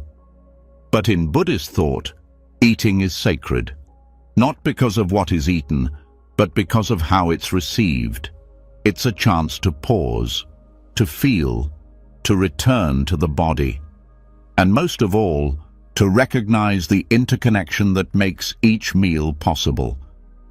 The first step in mindful eating is to stop, to actually look at the food in front of you and recognize that it didn't just appear. Someone grew it, someone harvested it, someone packed it, someone transported it, someone prepared it. Countless lives, seen and unseen, contributed to what is now resting in your hands. That awareness shifts the experience. The meal becomes more than a routine.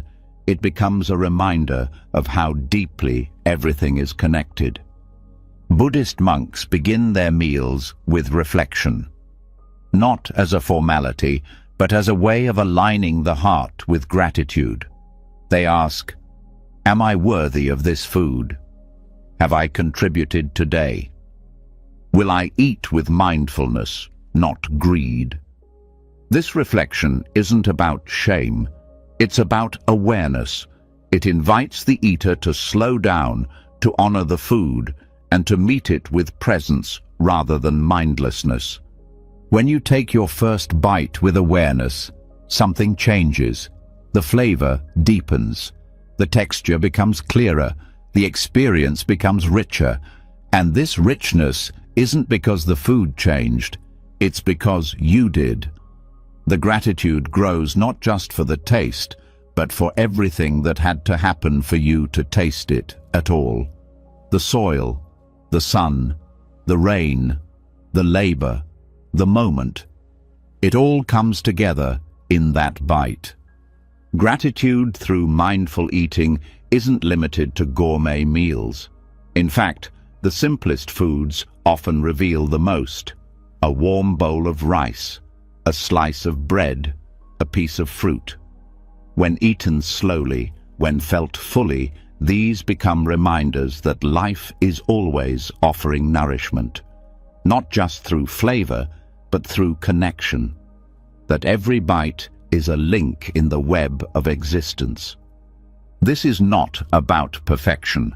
You don't have to turn every meal into a ceremony, but even one bite taken in silence, with presence, can shift something in you. It can bring you out of autopilot. It can soften your relationship to food. It can remind you that this act, this everyday, often forgotten act, is a form of receiving. And when you truly receive, gratitude arises naturally. Mindful eating also teaches moderation. When you eat slowly, you notice your body's cues more clearly. You stop when full. You savor more with less. The need to consume out of boredom, emotion, or habit begins to fade.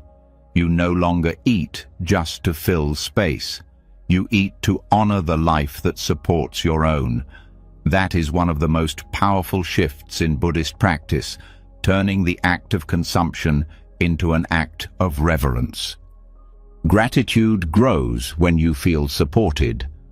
And what is food if not support? Not just physically, but emotionally, spiritually, relationally. Food brings people together. It tells stories. It holds memories. But when rushed, all of that is lost. The taste fades. The meaning dissolves. And you're left full in the stomach, but empty in the heart. Mindfulness is what brings it back. Eating with presence also allows you to confront your patterns with compassion. You begin to see what you reach for when you're anxious, what you avoid when you feel shame, what you crave when you're lonely. And rather than judging these patterns, you learn from them. You slow them down.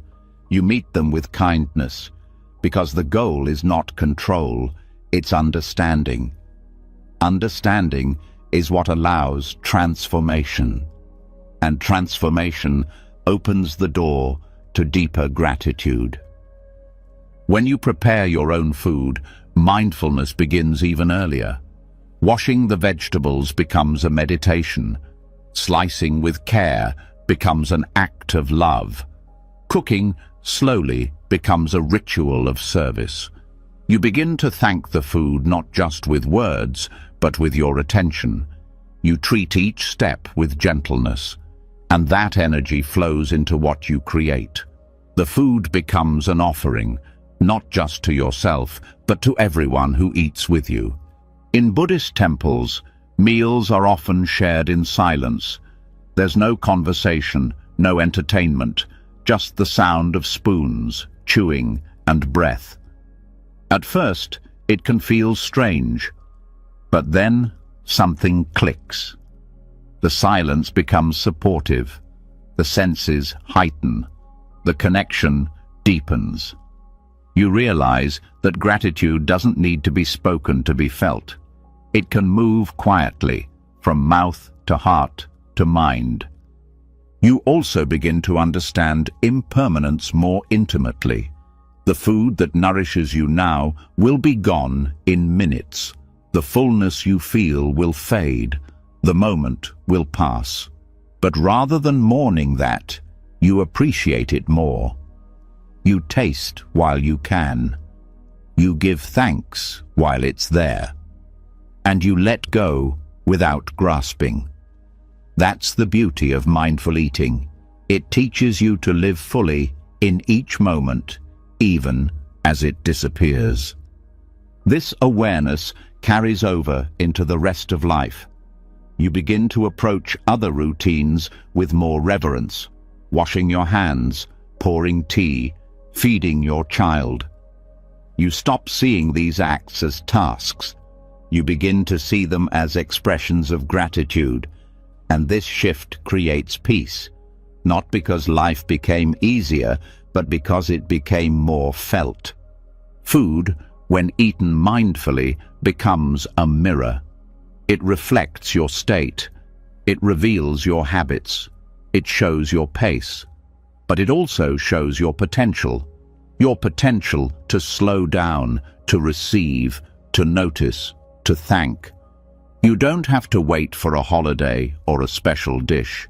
Every meal can become a place of return, a place to come home to your breath, to your body, to the blessings that are too often eaten in a rush. The practice doesn't require much, just presence. Just one breath before the first bite. Just one moment of stillness before reaching for more. That's all it takes. Gratitude doesn't grow in quantity. It grows in attention, and that attention, when given freely, turns even the simplest meal into something sacred. So, the next time you sit down to eat, pause. Feel the weight of the bowl, the warmth of the steam, the colors, the scent, the texture. And then take a slow bite. Taste fully. Swallow completely. Feel the nourishment reaching your body, and let your heart whisper the quiet truth.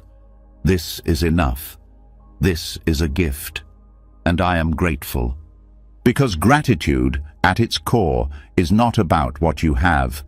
It's about how deeply you receive what's already been given. After rediscovering the sacredness in each bite of food, after learning to slow down long enough to honor the simple act of nourishment, something else becomes easier to feel. A deeper thread. A quiet realization that every meal, every ingredient, every step in the ritual of eating involved countless lives, most of whom we'll never meet. That's where the practice of gratitude naturally begins to expand, not just for what is in front of you, but for everyone and everything behind it. Gratitude moves outward, and in Buddhism, this expansion leads to one of its most profound insights: interdependence. The understanding that no one lives in isolation and nothing is truly done alone. Gratitude becomes transformational when it's no longer limited to personal blessings, when it starts to touch the invisible hands that have made your life possible. The people whose names you'll never know. The strangers who grew your food, paved your roads, delivered your packages, built your home, kept the power on, cleaned the streets. These are not extras in the background of your story. They are the fabric of it. And Buddhism teaches that when this truth is deeply seen, the ego softens and the heart expands. Interdependence, or paticca samuppada in Buddhist terms, is the recognition that everything arises because of everything else. Nothing exists independently. A tree needs sunlight, soil, water, wind, time. A human being needs language, culture, shelter, care. Even your thoughts are shaped by experiences you didn't choose. You didn't invent the alphabet. You didn't create the internet. You didn't build the chair you're sitting on. You are being supported right now by thousands of forces, some seen, most unseen. This is not meant to overwhelm. It's meant to awaken a deeper kind of gratitude, one that bows silently to the people you may pass on the street without a second glance, one that respects the janitor as much as the doctor, one that sees the value of each link in the chain, knowing that when even one link is missing, everything changes. The mind conditioned by separation says, "I did this myself." The mind trained in interdependence says, "I walk on the efforts of others." And from that view, even the most routine things begin to glow with appreciation. That cup of tea, it took hundreds of people to make possible, from the farmer to the factory worker to the truck driver to the shopkeeper. Gratitude then becomes not just a feeling, it becomes a lens, a way of seeing the world with new eyes. When you start thanking strangers in your heart, something shifts in your energy. You stop seeing the world as full of enemies or competitors. You begin to feel held, supported, connected. That connection doesn't require conversation. It doesn't need to be returned. It just needs to be felt. And when it is, even traffic feels different. Even waiting in line becomes a reflection of human rhythm, not as an inconvenience, but as a shared experience. Buddhism emphasizes compassion not as a concept, but as a direct result of understanding interdependence. When you see clearly that your well-being is tied to others, it becomes natural to wish them well. Even if they'll never know, even if they'll never thank you back, because the point is not to be seen as good. The point is to recognize goodness as a shared responsibility. There is a practice in some Buddhist traditions where practitioners dedicate the merit of their meditation to all beings, not just friends or family, but all living things. This isn't symbolic. It's a direct act of gratitude, a way of saying, because I benefit from the labor and kindness of others, I give this moment of peace to the whole. That's how wide Buddhist gratitude is. It doesn't stop at the self. It keeps moving, rippling outward.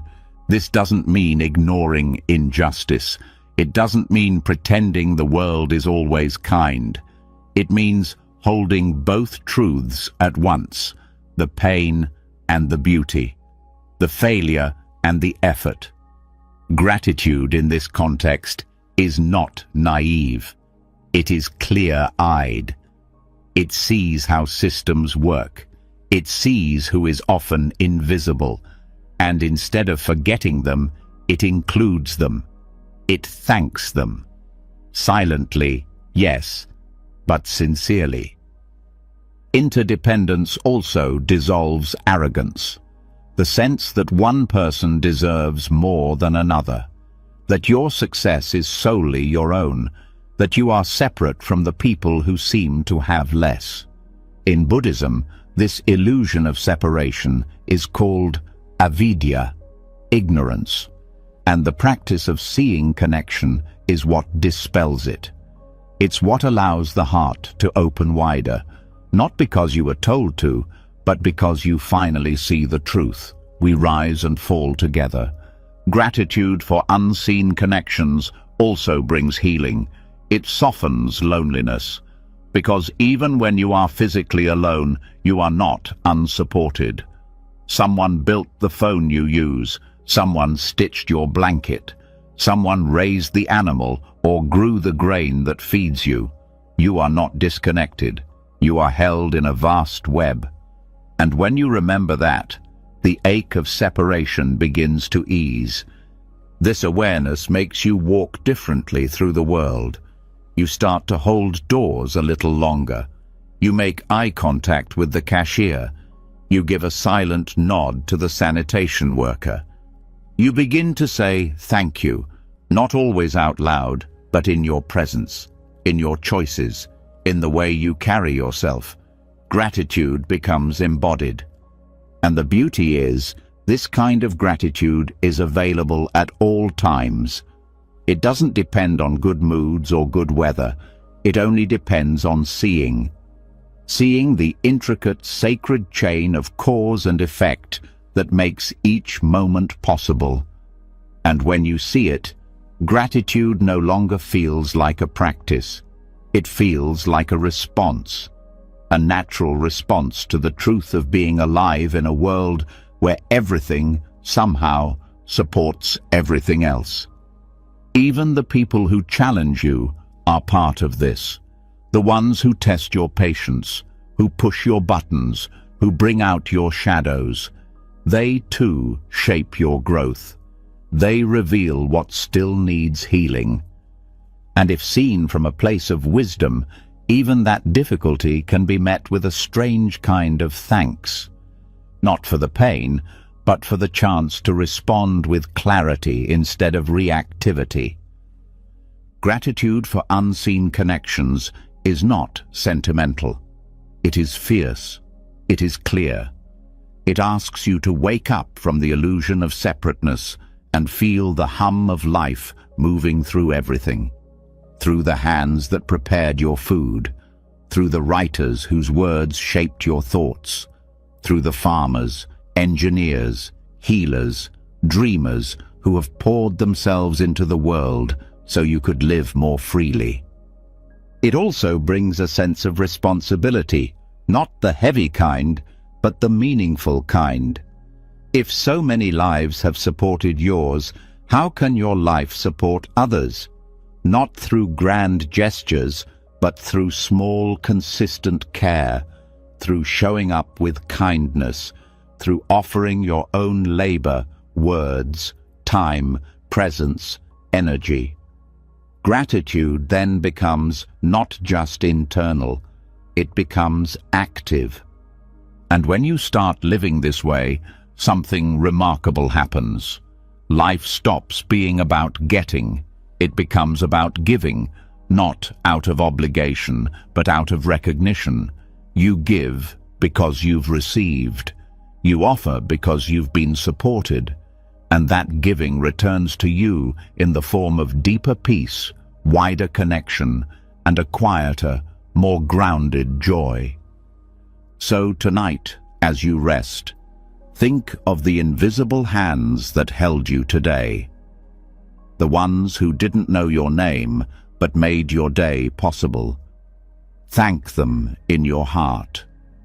Let that gratitude stretch beyond your immediate circle. Let it touch the vast web of connection that holds all things together.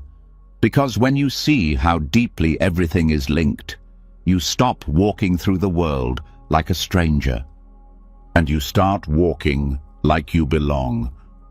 When the heart finally sees the web of unseen connections that hold up every part of life, it becomes almost impossible not to feel moved. Something softens, something shifts. You start noticing more, appreciating more, even those who may never know the role they played in your life. But with that clarity comes another truth. Sometimes the people who impacted us the most also caused the deepest wounds. And this is where gratitude meets its hardest test. Because some things are not easy to thank. Some moments are too sharp, too heavy, too painful to wrap in a smile. This is where Buddhism turns the heart inward and asks one of its most transformative questions. What if gratitude and forgiveness are not opposites, but allies? Forgiveness is not forgetting. It's not approval. It's not about saying what happened was okay. It's about choosing to stop carrying the weight. It's about looking at the hurt and saying, "You don't get to control me anymore." In Buddhist thought, forgiveness is an act of wisdom, not weakness. It is what releases the mind from the past and allows the present to feel whole again. And that freedom, once tasted, makes room for something unexpected: gratitude. At first, the connection between gratitude and forgiveness can feel confusing. Why would you ever feel thankful for someone who hurt you? Why should pain deserve anything other than silence or resentment? But this is where the teachings go deeper. Buddhism doesn't tell you to pretend something didn't happen. It asks you to sit with what happened long enough to understand it. And in that understanding, sometimes the pain becomes a teacher. Gratitude through forgiveness doesn't come all at once. It doesn't ask you to rush. It doesn't mean turning pain into joy. It means recognizing that the wound led you somewhere. It taught you boundaries. It forced you to grow. It revealed the strength you didn't know you had. It showed you where your healing still lives. And when seen through that lens, even the most difficult relationships begin to shift. Not because the story changes, but because your relationship to the story does. In Buddhism, the mind is seen as something that can be trained, just like the body. And holding on to resentment is like holding a flame, expecting the other person to burn. The one who holds the anger is the one who suffers. Forgiveness is the act of putting the flame down, not for the benefit of the other, but for your own peace. And in the quiet that follows, space opens up. And in that space, gratitude can begin again. Forgiveness is not a single act. It is a practice, a returning, a slow, sometimes painful unwinding of the story you've carried. And every time you let go, even just a little, you make room for something lighter, something that isn't built from defense or pain. Gratitude then becomes a natural response to that freedom. Not gratitude for the pain itself, but for the strength that came from surviving it, for the clarity that came from the fall, for the way you got up again. Buddhist psychology speaks often of dukkha, suffering or dissatisfaction, as a natural part of life. Everyone carries it. Everyone has been hurt. Everyone has hurt others. This shared human truth is what makes compassion possible. And it's also what makes forgiveness necessary. Because if we are all flawed, if we are all learning, then withholding forgiveness becomes a way of holding ourselves back too.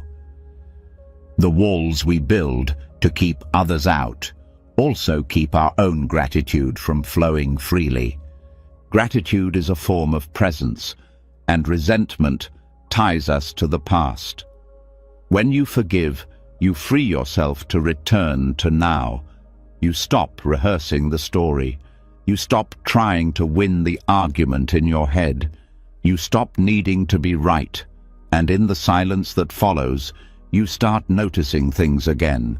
The way the sun hits the table, the way your body still breathes, the way someone smiled at you today. All of that was there before. You just couldn't feel it through the fog of holding on. Forgiveness also allows you to reclaim parts of yourself that were frozen in time. The version of you that was silenced, the part that became guarded, the softness that once trusted. These are not things to discard. They are parts of you waiting to be welcomed back. And gratitude grows when you stop needing to be at war with yourself. When you stop dividing the timeline of your life into good and bad, right and wrong, strength and shame. You begin to see it all as part of the same journey. Buddhism teaches that even our enemies are our teachers, not because they were right, but because they reveal what we still cling to.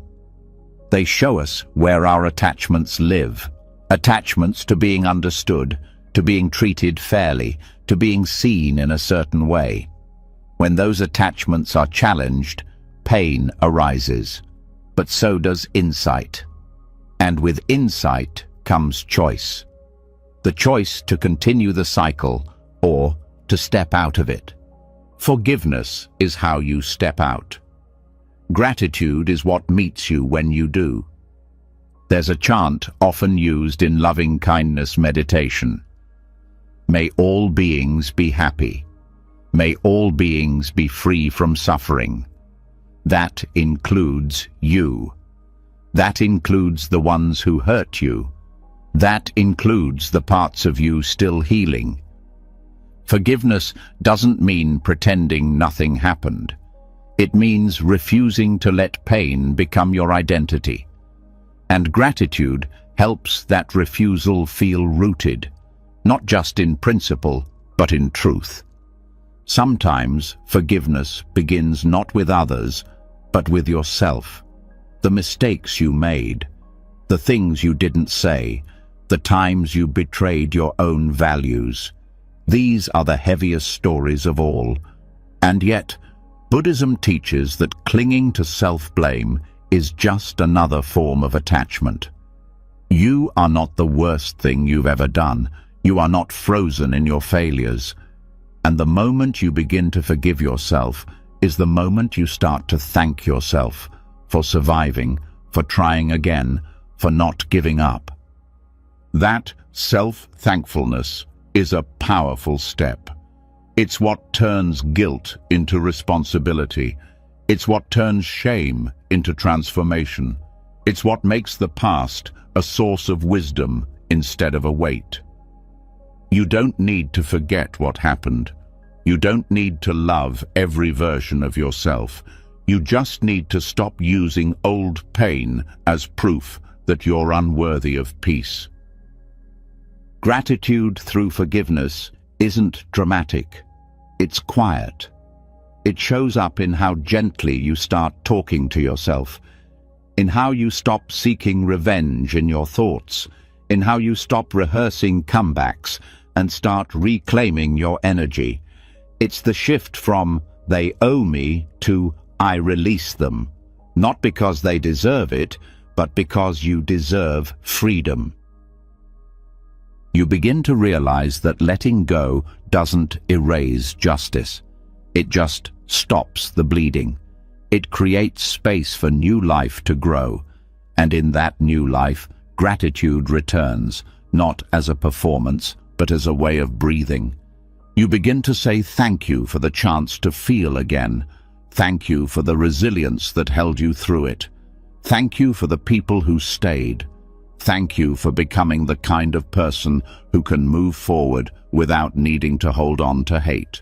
So tonight, if something in you still feels heavy, this may be the moment to begin again, to take one breath and release one thought. You don't have to fix everything. You don't have to forgive everything. You just have to be willing to soften, to stop turning your back on peace, because when you do, gratitude comes rushing in, not for what happened, but for what you can now become. And that is enough, more than enough. Always. Letting go is never easy, but forgiveness creates a rare kind of silence, the kind that feels like fresh air after a long storm. And in that space, something soft begins to rise, something that doesn't need explanation or permission, something that's always been there, steady and quiet, even when everything else fell apart. Your breath, the constant that never left, the companion you didn't realize was guiding you all along. In Buddhist practice, this is where gratitude begins to settle, not just in the heart, but in the body, through breath, through presence, through the simple act of being alive, one inhale at a time. Breath is the one thing that connects every moment of your life. It's the first thing you did when you arrived in this world, and it will be the last thing you do before you leave it. It asks for nothing, yet gives everything. And most of the time, it goes unnoticed. But in Buddhist meditation, the breath is not a background process. It is the anchor, the doorway to clarity, the teacher that reminds you that life is not in the past or the future. It's here, it's now, and it's breathing. Gratitude for breath doesn't need to be loud or poetic. It begins when you stop long enough to feel it, to really notice the way air enters your body and leaves it, how it expands the belly, softens the chest, grounds the feet. You begin to feel the breath as something more than function. It becomes a relationship, a rhythm, a prayer of presence that requires no words. This is not about controlling the breath or manipulating it. It's about witnessing it, letting it be exactly as it is, shallow or deep, fast or slow, heavy or light. The breath is not here to impress. It's here to carry you through whatever comes. And when you learn to meet it with awareness, gratitude arises, not from what you gain, but from what you finally notice. The ancient Buddhist texts often refer to breath as the bridge between body and mind. It's always available. It can't be taken from you by circumstance or noise, and yet, because it's so constant, it's often ignored. That's the irony. What sustains you the most is what you forget the fastest. But when you return to it, when you really feel it, your entire world slows down. The past becomes less sharp, the future less urgent, and what's left is presence, not forced, not fake, but real, tangible, alive. This kind of breathing is not something extra to add to your day. It's already happening. The only difference is that now you're paying attention, and that attention changes everything. It changes how you listen, how you walk, how you speak, how you rest. Because when breath becomes your companion, you stop living in reaction. You start living in rhythm. The Buddha taught anapanasati, or mindfulness of breathing, as a core practice, not because it was trendy or dramatic, but because it was universal. Everyone breathes, everyone suffers, everyone forgets, and breath is the tool that brings you back, over and over again. It doesn't matter what your past looks like. It doesn't matter what you believe. The breath welcomes everyone equally. And when you see that, gratitude isn't something you have to create. It becomes your natural state. There's a subtle shift that happens when you become more aware of your breathing. You start to sense its intelligence, the way it changes when you're tense, the way it deepens when you rest, the way it shortens when fear arises, and the way it anchors you when you choose to return. The breath becomes a mirror. It reflects your state. It shows you where you're holding, and then it offers you a way to soften again and again. Gratitude grows when you feel supported. And nothing supports you more consistently than your breath. It never asks for your attention, but the moment you give it, it meets you fully. That's the beginning of trust, not in ideas or people or outcomes, but in the moment itself. In your ability to be here, to feel, to respond with presence instead of panic. Breath awareness also teaches patience, because when you're watching the breath, you're not pushing or chasing, you're simply being. And that being is where healing happens. Not in trying to fix everything, but in learning to sit with it, to breathe with it. And in that stillness, you begin to feel grateful not just for the calm, but for the capacity to remain during the storm. When the mind is racing, when the heart is heavy, when everything feels too much, your breath becomes the doorway back. You don't have to solve everything. You don't have to escape. You just return to one inhale, one exhale, and then another.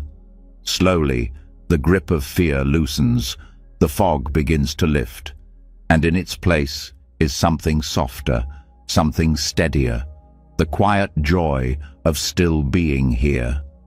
There's a kind of reverence that comes from meeting your breath this way, not as a tool, but as a friend.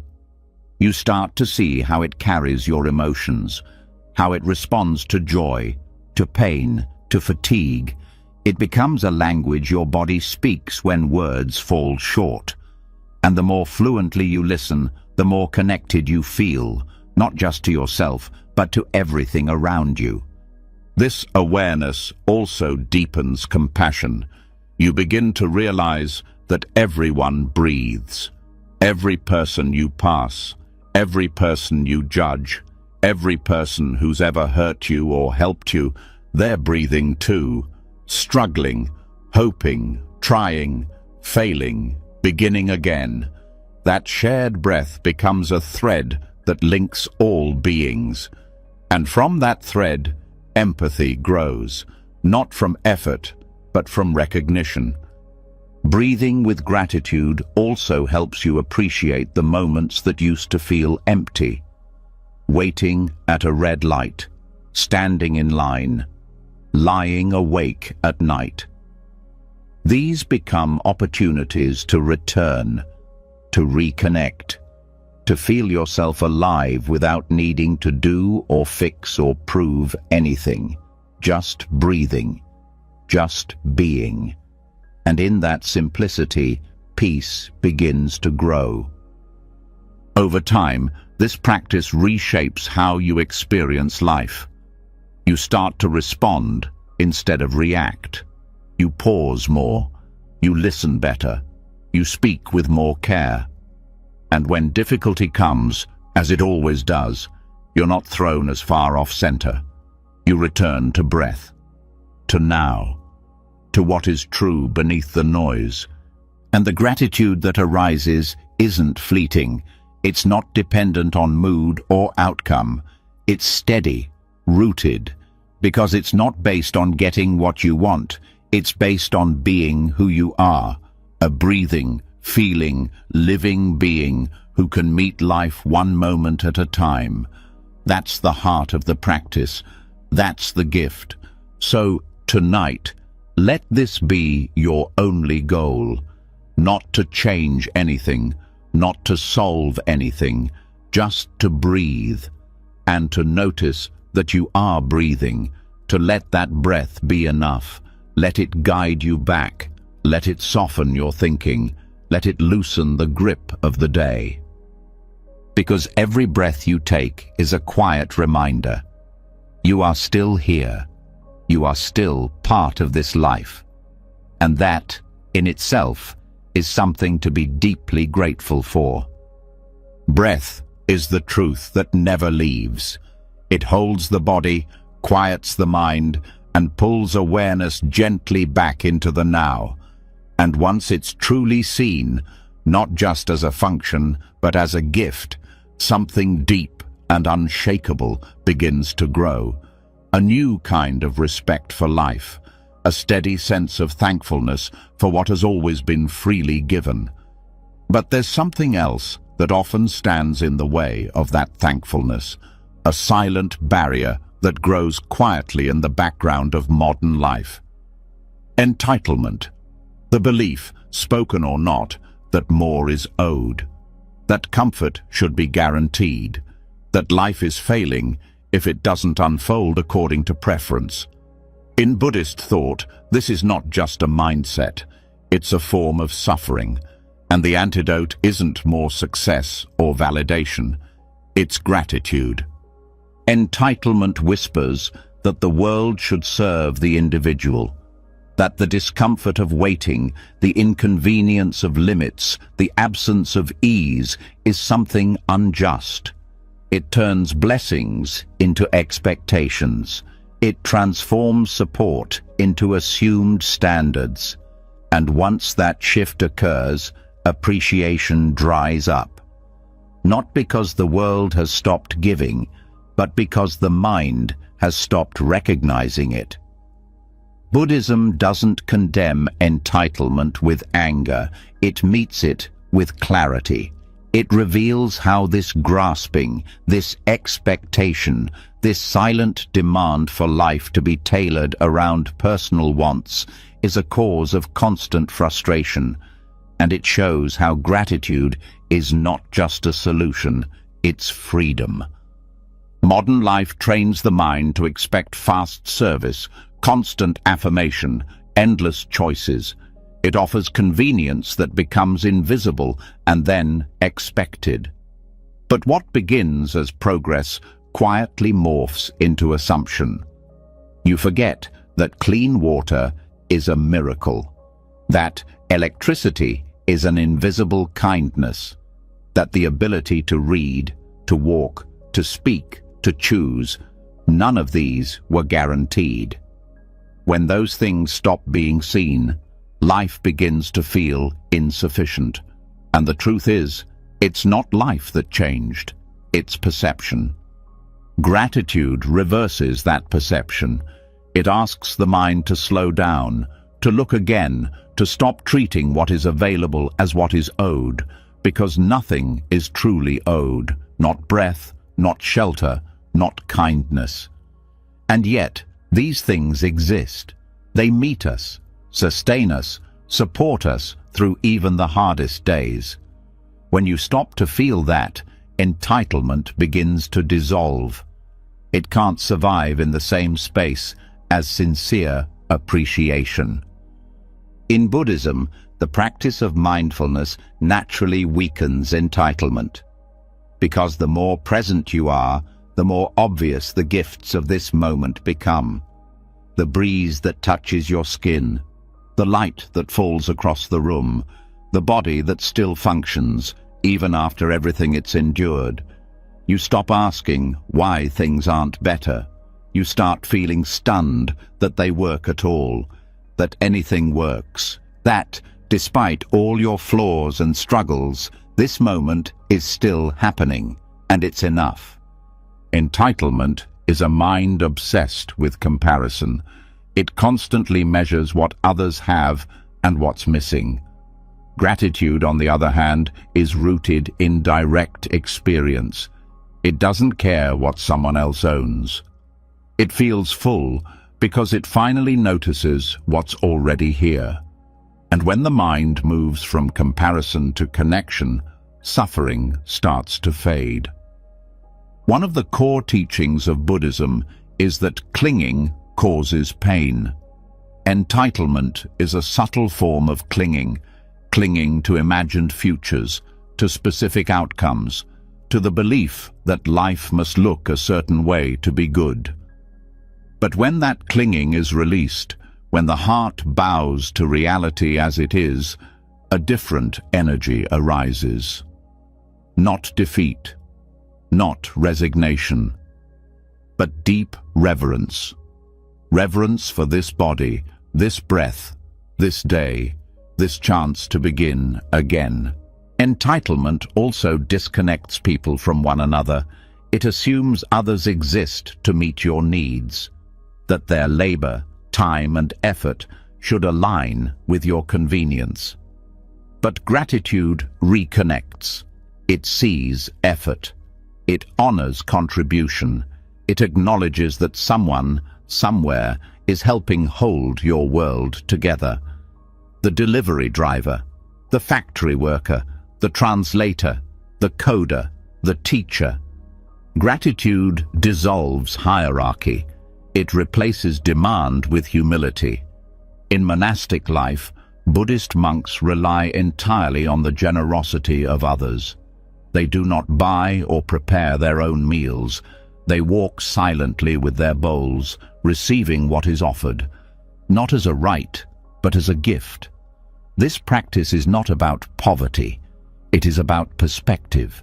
It is about learning to receive with thankfulness and to let go of the illusion of control.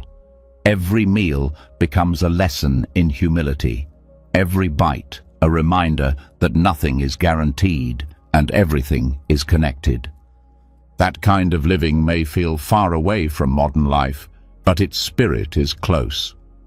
It asks, what would happen if every task, every interaction, every meal was seen not as an obligation, but as a chance to give and receive with awareness? How much of daily life could become sacred again, not through ritual, but through attention? Gratitude, when lived deeply, becomes a kind of prayer, not to a god, but to existence itself. Entitlement limits the heart. It narrows the range of what's acceptable, what's satisfying. Gratitude expands it. It softens edges. It allows joy to enter through unexpected doors. A cold drink on a hot day, a moment of silence, a kind glance from a stranger. None of these require perfection. They only require noticing. And when noticing becomes a habit, the world begins to bloom. There's also a psychological cost to entitlement. It creates anxiety, the constant fear that you're not getting what you deserve, the endless scanning for signs of unfairness, of being overlooked. But gratitude relaxes that fear. It doesn't deny injustice. It just doesn't let it define everything. It allows you to feel full, even in the middle of imperfection. That fullness is what leads to inner peace. Reversing entitlement isn't about guilt. It's about awareness. It's about seeing that the line between enough and not enough is created by the mind, and that when you change how you see, you change how you live. Buddhism doesn't ask you to shame yourself for wanting more. It simply asks you to look closely, to ask, is this want rooted in joy or in fear? Is this expectation making me kinder or more bitter? And most of all, is it blocking me from seeing what's already here? Gratitude also invites participation. Entitlement waits to be served. Gratitude asks, how can I serve? It moves from I deserve to I appreciate, from I need more to I can give more. And that shift changes relationships, work, rest, and even how you view your own life. Because when you stop needing life to owe you something, you begin to offer your life back to others. This doesn't mean becoming passive. Gratitude doesn't cancel ambition. It just purifies it. You can strive without needing to conquer. You can grow without needing to compare. You can seek improvement without being at war with what is. That's the beauty of Buddhist gratitude. It includes action, but removes aggression. Over time, living without entitlement brings a kind of joy that's impossible to fake. A quiet contentment that doesn't rely on praise, progress, or proof. It's a joy that lives in the details, in the sound of your own breath, in the feel of water on your hands, in the fact that you woke up today, again, with a chance to begin. That's not small, that's everything. And it's available now, not after you achieve more, not after you get what you want. Now, this moment, this breath, this body, this life. So, as you rest tonight, reflect gently. Is there anything you've been expecting without noticing? Any quiet blessings you've started treating like background noise? Let your mind bow, not in shame, but in awakening. Let it return to what's already here. And from that return, let gratitude rise, not as an emotion, but as a way of seeing, a way of walking, a way of living that says over and over again, this is not owed, and yet it is given. And that is more than enough. When the weight of expectation begins to fall away and gratitude takes its place, life starts to feel less like a transaction and more like a gift.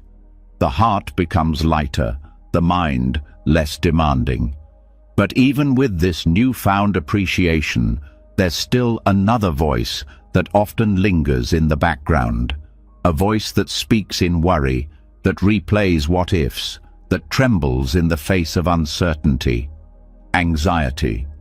It wraps itself around the unknown, grips tightly onto control, and feeds on the illusion that danger is always near. But within the teachings of Buddhism, there's a quiet but powerful counterforce. Not resistance, not suppression, gratitude.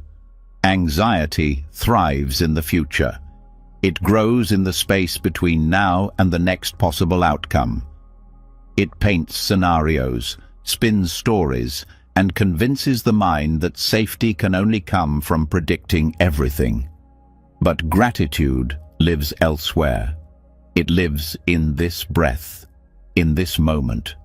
It calls attention back from the imagined threat and places it gently in what is real, what is immediate, what is undeniably happening right now. And when the mind starts to settle in the present, anxiety begins to lose its grip. Buddhist practice doesn't deny fear, it doesn't shame it or try to erase it. It acknowledges that worry is part of being human, but it also teaches that not every thought deserves belief, that not every fear needs to become a prison. Gratitude becomes the tool that reminds the nervous system that not everything is going wrong. That even in difficulty, there are things that are stable, things that are working, things that are worthy of thanks. When fear rises, it narrows attention. It zooms in on the worst-case scenario. It pushes the body into tension, shortens the breath, floods the mind with what-ifs. But when gratitude enters, it opens attention again. It expands the frame. It gently shifts focus to what is supporting you, even in this moment of unease. The chair beneath you, the breath moving steadily, the body that, though anxious, is still carrying you. You begin to notice that anxiety is only one part of the experience. It is not the whole truth. Gratitude acts like an anchor, not because it denies the storm, but because it keeps you from being swept away by it. In Buddhist meditation, when fear arises, the instruction is not to fight it, but to stay with it, breathe with it, and notice what else is here. That's where gratitude lives, in the small spaces around fear, in the details you've forgotten while your thoughts raced toward disaster, the feeling of your feet on the floor, the sound of a bird outside, the fact that you are still breathing, still thinking, still able to make choices. Gratitude doesn't require the fear to vanish. It just invites you to widen your view. The more you practice this, the more natural it becomes. The mind, trained by modern life to expect constant danger, begins to rewire itself. It stops scanning for what might go wrong and starts recognizing what is already going right. This is not toxic positivity. This is awareness. Honest awareness of the full picture. Fear may still be there, but now so is the sunrise. So is the softness of your blanket. So is the silence that helps you think more clearly. These are not distractions. They are part of reality too, and gratitude helps you hold all of it. One of the core insights in Buddhist psychology is that clinging to control creates suffering, and anxiety, at its core, is the mind clinging tightly to the illusion that control is the only way to feel safe. Gratitude loosens that grip.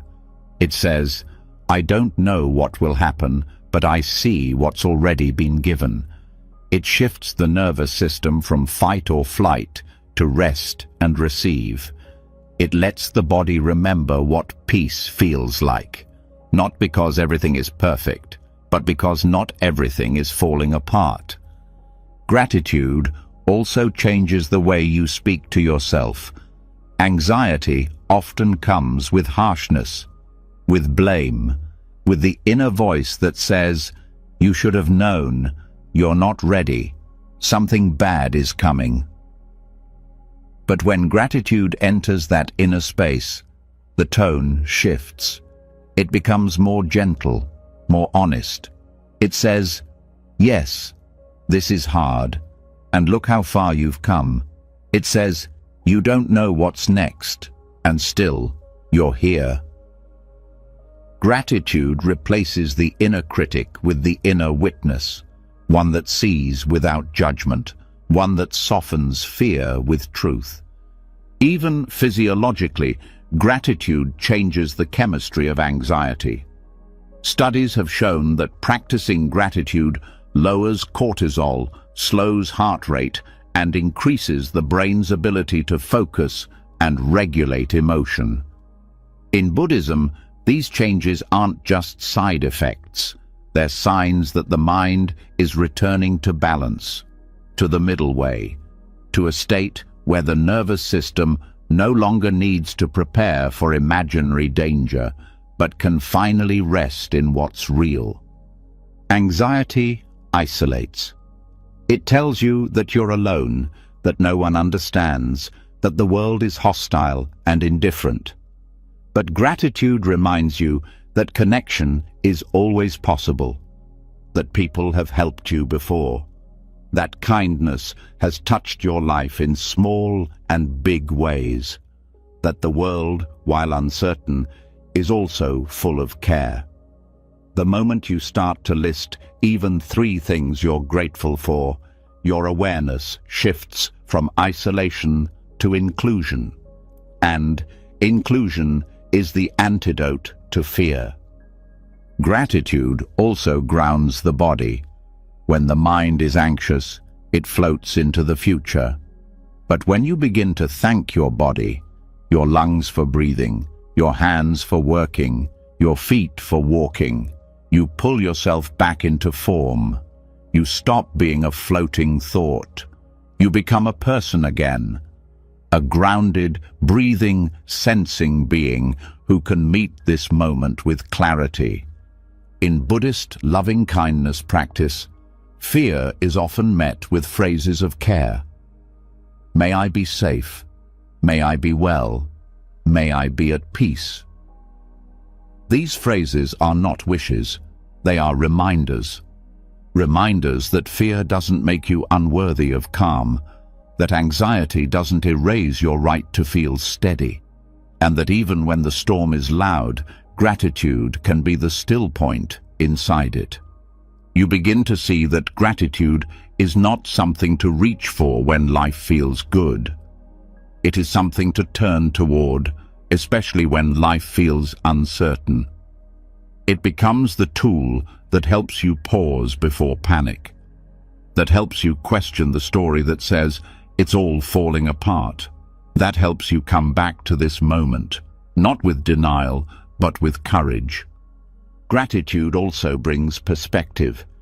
It reminds you that you've faced difficulty before, that you've survived hard days, that worry didn't break you, that somehow, even when fear said you wouldn't make it, you did.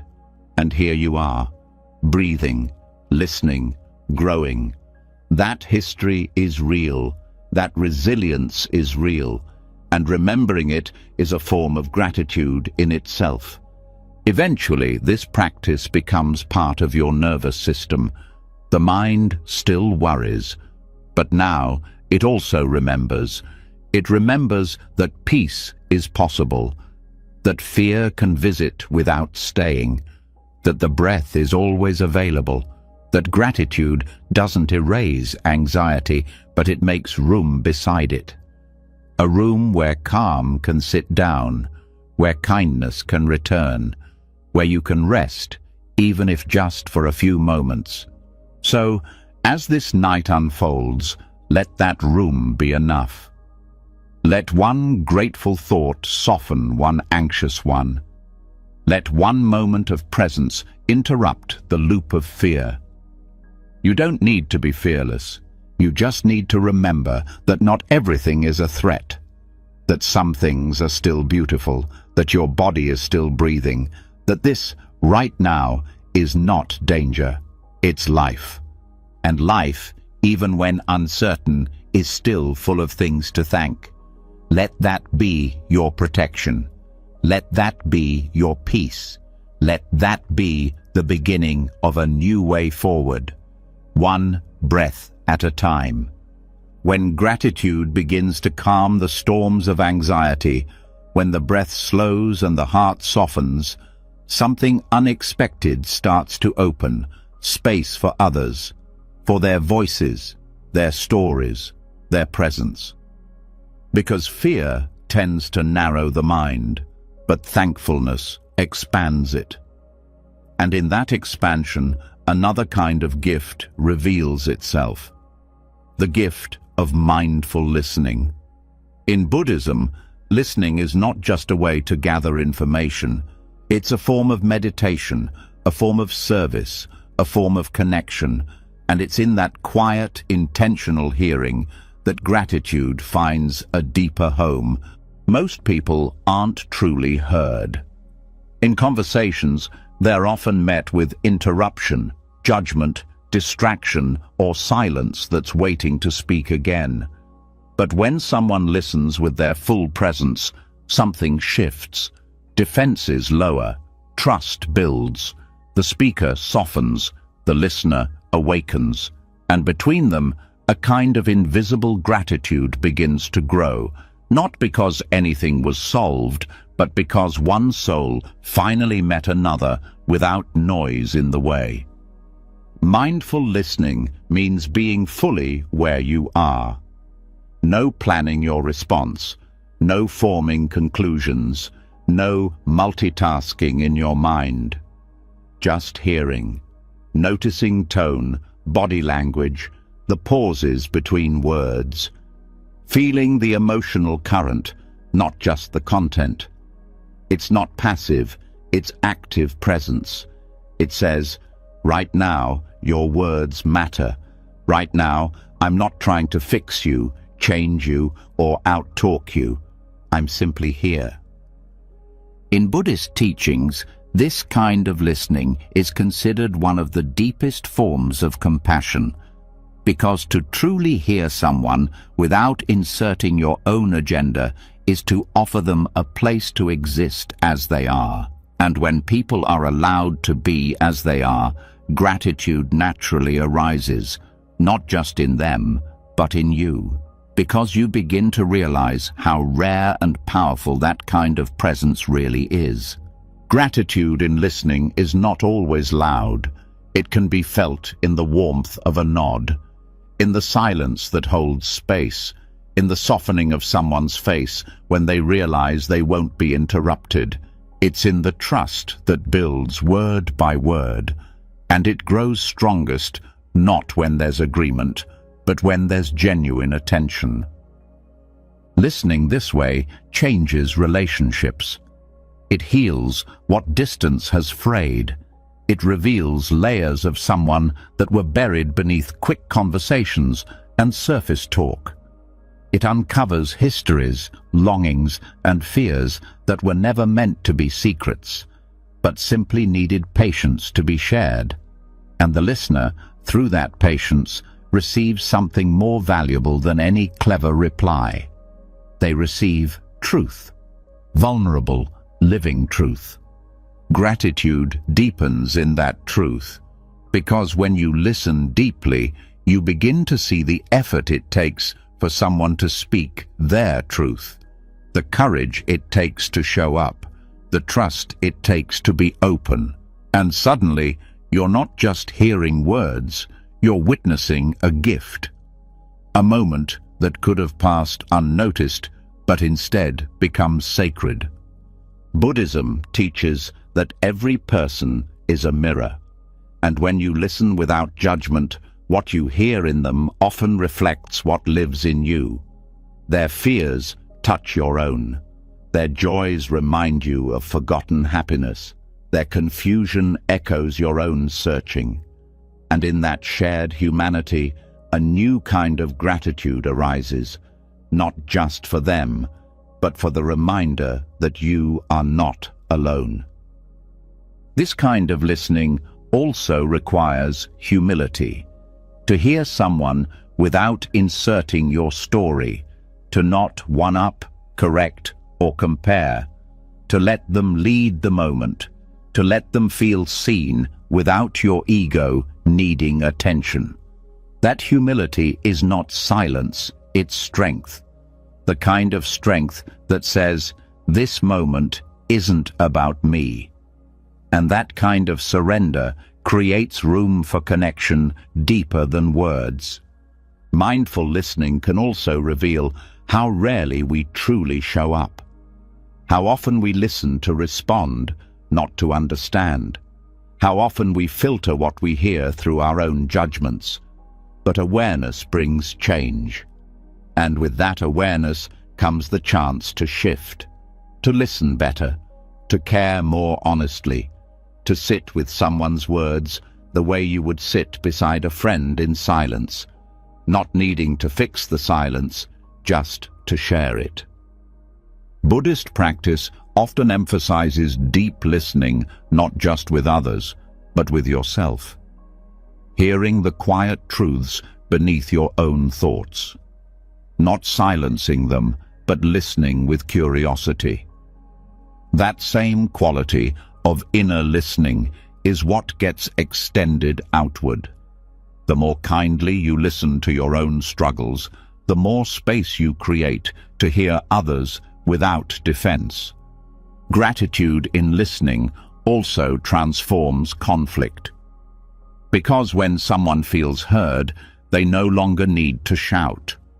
When they feel understood, even if not agreed with, the edge begins to dull. Tension drops. And what remains is a human being who, like you, wants to be known, not judged. Gratitude in these moments isn't about being right. It's about recognizing the courage it takes to speak and the compassion it takes to hear. This doesn't mean agreeing with everything. It means honoring someone's experience as real, even if it's different from your own. It means letting the conversation become a place of connection, not conquest. And that act, again and again, reshapes not just the conversation, but the relationship. Over time, this becomes less a technique and more a way of being. You walk into conversations not to defend, but to discover, not to teach, but to understand. And as you listen more mindfully, the world begins to open. Strangers become more human. Loved ones feel safer, and gratitude grows, not for what was said, but for the space that was created. This practice also trains the mind to slow down, to not rush toward the next thing, to linger in the now. And that slowness is healing, because it reminds both people that presence is still possible, that depth still exists, that connection isn't lost, it's just hidden beneath hurry and habit. But once you slow down enough to hear it, it returns. Gratitude in mindful listening becomes a kind of nourishment. For the speaker, it's the nourishment of being received. For the listener, it's the nourishment of being useful without fixing. And for the relationship, it's the nourishment of trust quietly growing, not from big gestures, but from consistent presence. So tonight, let this reflection settle in your heart. Think of one person you spoke with recently. Ask yourself, did I hear them fully? Did I let them finish? Did I hold their story like it mattered? Not to guilt yourself, but to remind yourself of the power you hold. The power to create safety, healing, and appreciation just by listening differently. Because in the end, deep listening is an act of love. And love, when met with awareness, always leads to gratitude. Let that be your practice. Let that be your presence. Let that be the reason someone, someday, breathes a little easier just because you were willing to hear. When the mind slows enough to truly hear another, when attention becomes a form of love and presence replaces interruption, something rare is restored. Trust, connection, a feeling of being part of something deeper than the self. But even within that depth, another tension often remains quietly in the background, a pressure that says, do more, be more, fix more. The voice that tells you rest is laziness, stillness is unproductive, and that peace must be earned through endless motion. This is where gratitude meets one of its most surprising teachers, the art of non-striving. Non-striving doesn't mean giving up. It means giving yourself back. Back from the constant pull of becoming someone else, from the constant effort to improve, to outdo, to keep chasing some future version of fulfillment. In Buddhist practice, non-striving is not laziness. It is clarity.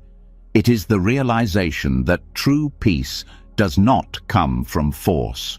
It comes from letting go of the need to force anything at all. Gratitude, when rooted in non-striving, no longer waits for conditions to be perfect. It begins to see that this moment, just as it is, holds enough.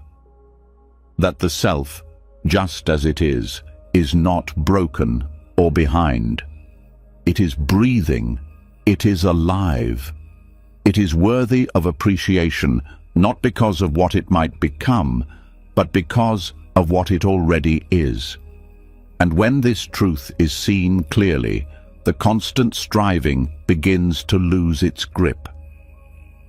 Modern culture thrives on the idea that more effort equals more worth.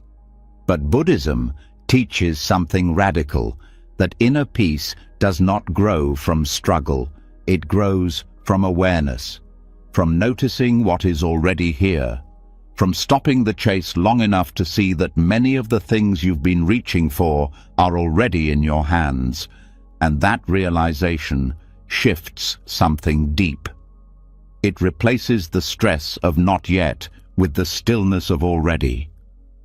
This does not mean passivity. It means presence.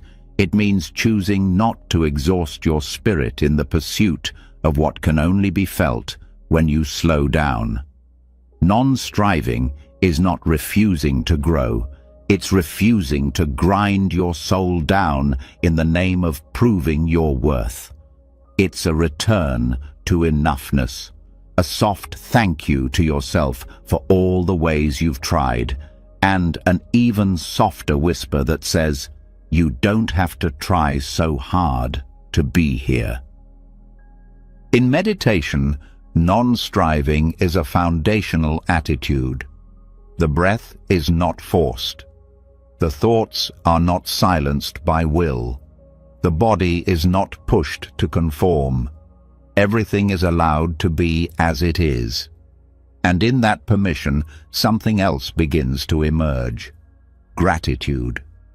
Not because something was achieved, but because nothing needed to be. You begin to see that peace was never the prize at the end of striving. It was the space that opened when you stopped striving. Gratitude in non-striving feels different. It's quieter, more grounded. It's not the excitement of accomplishment, it's the relief of release.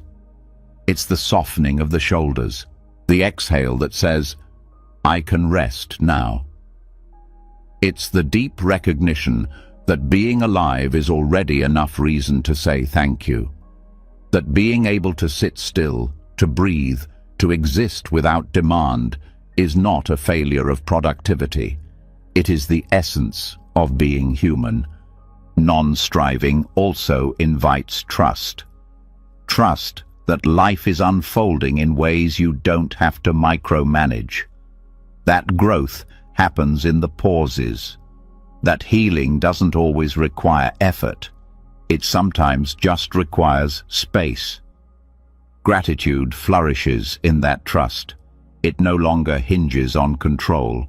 It no longer waits for achievement. It becomes the natural response to the freedom of being allowed to be as you are. In a world that celebrates hustle, non-striving is a rebellion of the gentlest kind. It says, I will not sacrifice my inner peace for someone else's idea of success. It says, I will not make my worth dependent on how much I do. It says, I will listen to the rhythm of my own breath, my own body, my own heart. And in that listening, thankfulness returns, not as a practice, but as a homecoming. Even the simplest actions feel different when done without striving. Walking becomes a gift. Eating becomes a meditation. Speaking becomes intentional. You stop rushing through life and start meeting it, moment by moment, without the pressure to win, without the fear of falling behind. You begin to see that nothing needs to be added to this moment for it to be worthy of your full attention.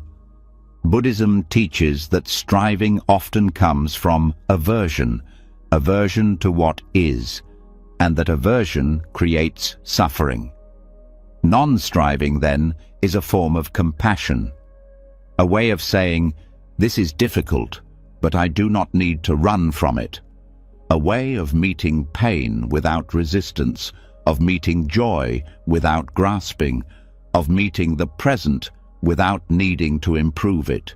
Gratitude grows in that space, because once the need to change everything fades, the beauty of what already exists comes into view. Letting go of striving also reveals how much of life's beauty is subtle. The smile you almost missed, the moment of silence before a response, the feeling of your feet on the floor after a long day. These are not achievements, they are experiences.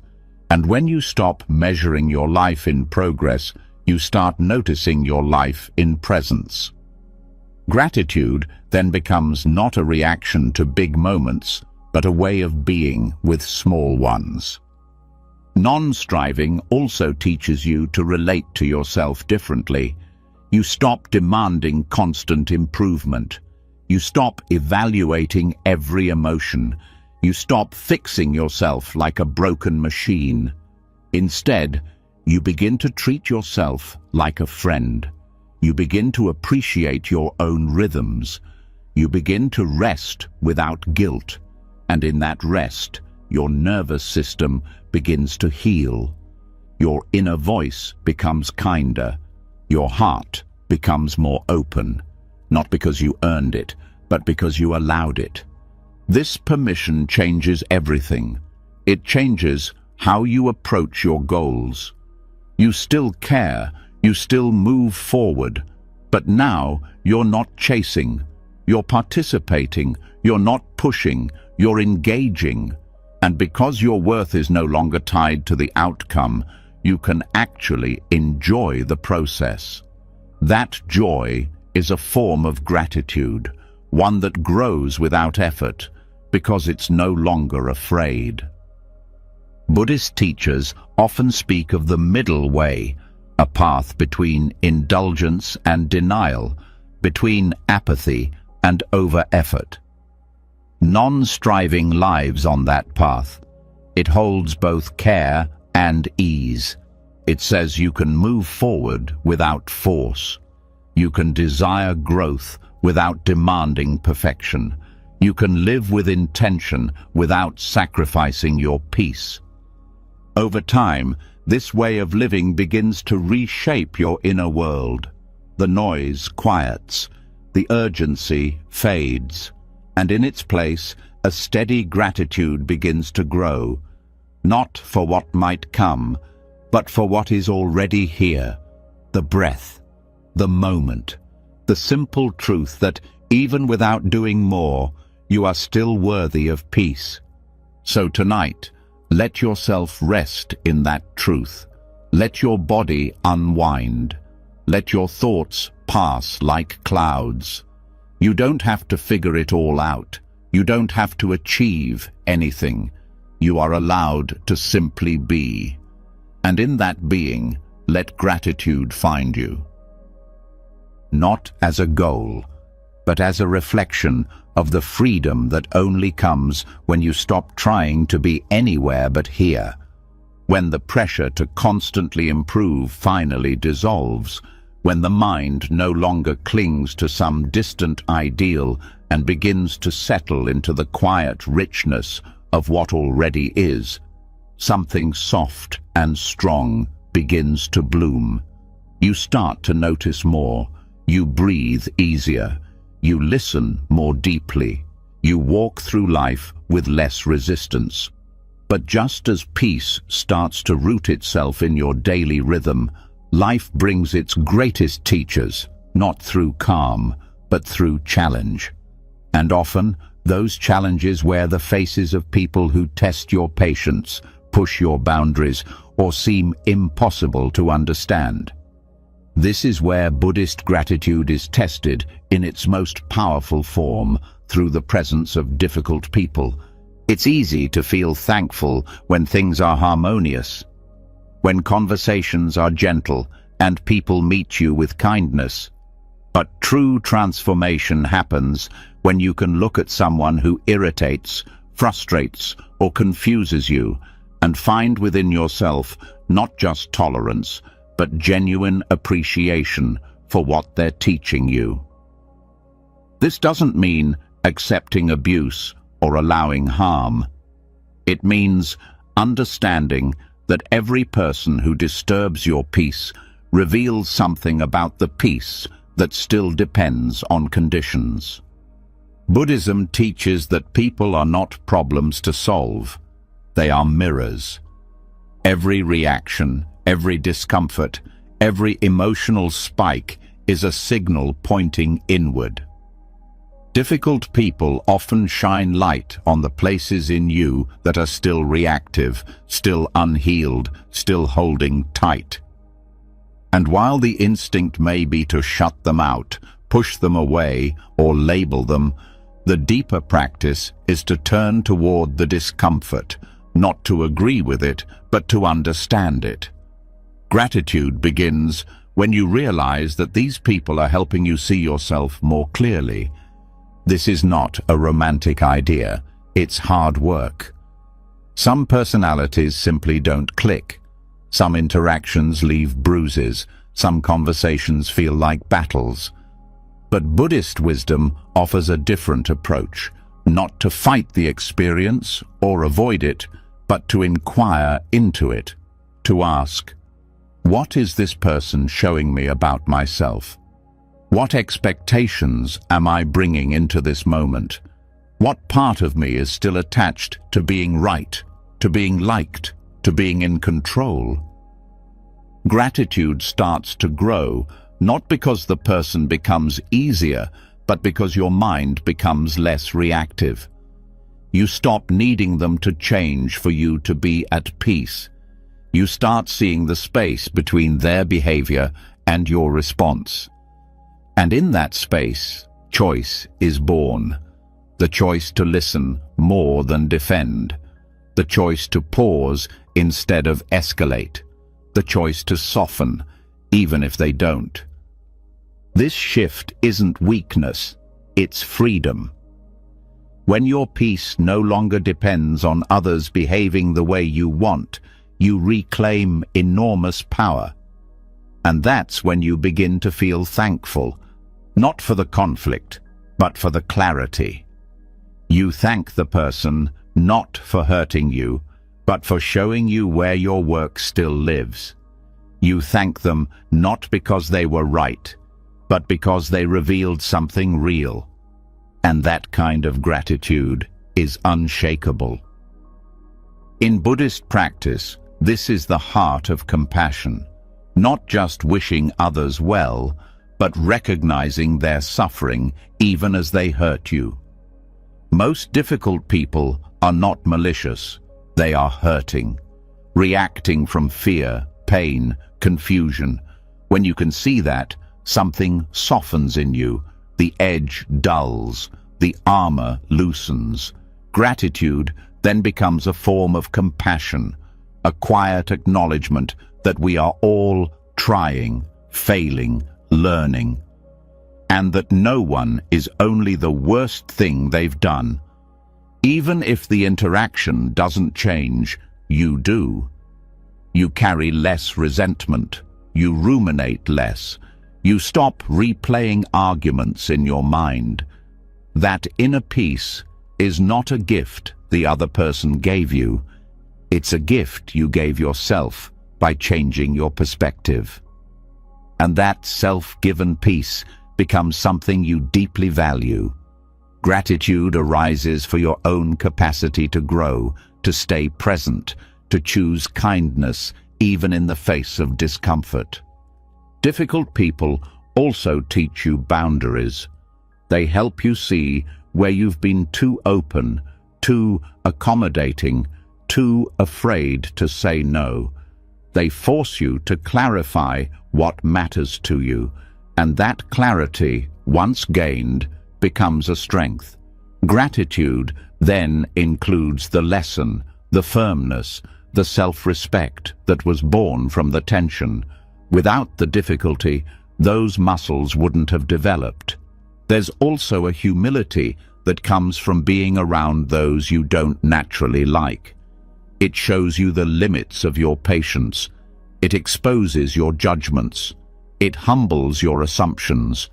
And from that humility, a deeper gratitude arises, not just for the lesson, but for the opportunity to choose love in a place where it doesn't come easy. That choice makes your compassion real, not theoretical. Over time, you may even begin to feel thankful that not everyone agrees with you, that there are voices in your life that challenge your thinking, that force you to reflect more deeply, speak more clearly, feel more intentionally. These people become sharpening stones, not because they are kind, but because they make you pay attention. Gratitude here is not a reaction, it's a decision to grow instead of shut down. There's a story in Buddhist tradition of a disciple who asked the Buddha how to practice compassion towards someone who is truly cruel. The Buddha replied, "Find the place in you that fears them and offer compassion there first." This is where gratitude lives, in that soft place beneath the fear, the frustration, the hurt. When you offer compassion there, gratitude follows, not because the person became easier, but because you became freer. Sometimes the most difficult people are the ones closest to you. Family, co-workers, long-time friends. These relationships hold history, expectations, emotional weight. But Buddhist wisdom invites you to approach even these bonds with mindfulness, to ask, what can I learn here? What have I been unwilling to see? What version of them am I still clinging to instead of meeting them as they are today? Gratitude in these cases often begins with grief, grieving the relationship you wanted, the version of the person you hoped they would become. But once that grief is honored, space opens for something else, for acceptance, for clarity, for a gentler kind of love, one that no longer depends on change, but rests in recognition. You start to thank them, not because everything was good, but because they helped you become who you are. They brought your wounds to the surface so they could be healed. They tested your patience until it became real. They pushed your buttons until you finally understood the wiring. That's a strange kind of gift, but a powerful one. And when you see it, gratitude becomes deeper than any apology. You also learn to thank yourself for not giving up, for staying soft, for not becoming bitter, for doing the hard work of healing even when no one else was. That self-gratitude is essential. It's what keeps you grounded, what reminds you that you don't need everyone's approval to be at peace. And slowly, you begin to see difficult people not as curses, but as hidden allies, unwanted guides who force you to grow in ways comfort never could. They sculpt your inner life with sharp tools. They bring out your strength by resisting it, and in that friction, you find something enduring, something honest, something that says, "This isn't easy, but I'm grateful to have learned what I've learned." So, as the night deepens and your mind begins to rest, let one name come to heart. Someone who's tested you, challenged you, maybe even hurt you. Let your breath wrap gently around their memory. You don't have to forget. You don't have to agree. But if you're ready, offer just one quiet thank you. For the strength you found, for the clarity you gained, for the self you returned to because of them, not because they deserved it, but because you do. After learning how to meet difficult people with clarity and compassion, something else begins to surface. Someone even more persistent, even more challenging, even more present than anyone on the outside. That voice in your mind that never seems satisfied. The one that comments when you wake up, whispers while you try to rest, and criticizes even your smallest attempts to do something good. The inner critic. It knows your fears. It remembers your mistakes. It predicts your failure. And yet, within Buddhist wisdom, even this voice is not treated as the enemy. It is listened to, met with awareness, and, eventually, thanked. Not for the harm it's caused, but for what it was trying to do. Because, underneath its harshness, is something rarely acknowledged, a desire to protect. Most people try to silence the inner critic by fighting back. They argue with it, numb it, drown it out with distractions. But resistance only feeds its power. What Buddhist practice teaches is that this voice isn't just noise. It's a wounded protector. A voice formed out of fear, shaped by past pain, conditioned to prevent future harm. It speaks in judgment, not because it's cruel, but because, somewhere along the way, it believed that criticism could keep you safe. Gratitude toward the inner critic doesn't mean agreeing with it. It means understanding it. It means stepping back from the content of its message and seeing the intention behind it. When the voice says, "That wasn't good enough," it's often trying to keep you from rejection. When it says, "You're not ready," it may be trying to shield you from embarrassment. Its strategy is flawed, but its motive isn't always malicious. And when you meet it with this kind of clarity, something begins to shift. You stop seeing it as an enemy. You start seeing it as a scared voice that never learned how to speak gently. This shift doesn't happen overnight. The critic's voice is old. It's often rooted in childhood. It may echo the tone of parents, teachers, or peers who demanded perfection or gave love conditionally. Over time, you internalize those messages, believing that being hard on yourself would earn safety, love, or success. But in Buddhist insight, the goal is not to erase the past, it's to understand it, because understanding brings compassion, and compassion, when turned inward, opens the door to healing. Begin by noticing the voice. When it speaks, pause. Don't push it away. Don't take it as truth. Just listen. Hear what it's saying. Feel the energy behind it. Then ask, what is this voice trying to protect me from? What fear is it trying to manage?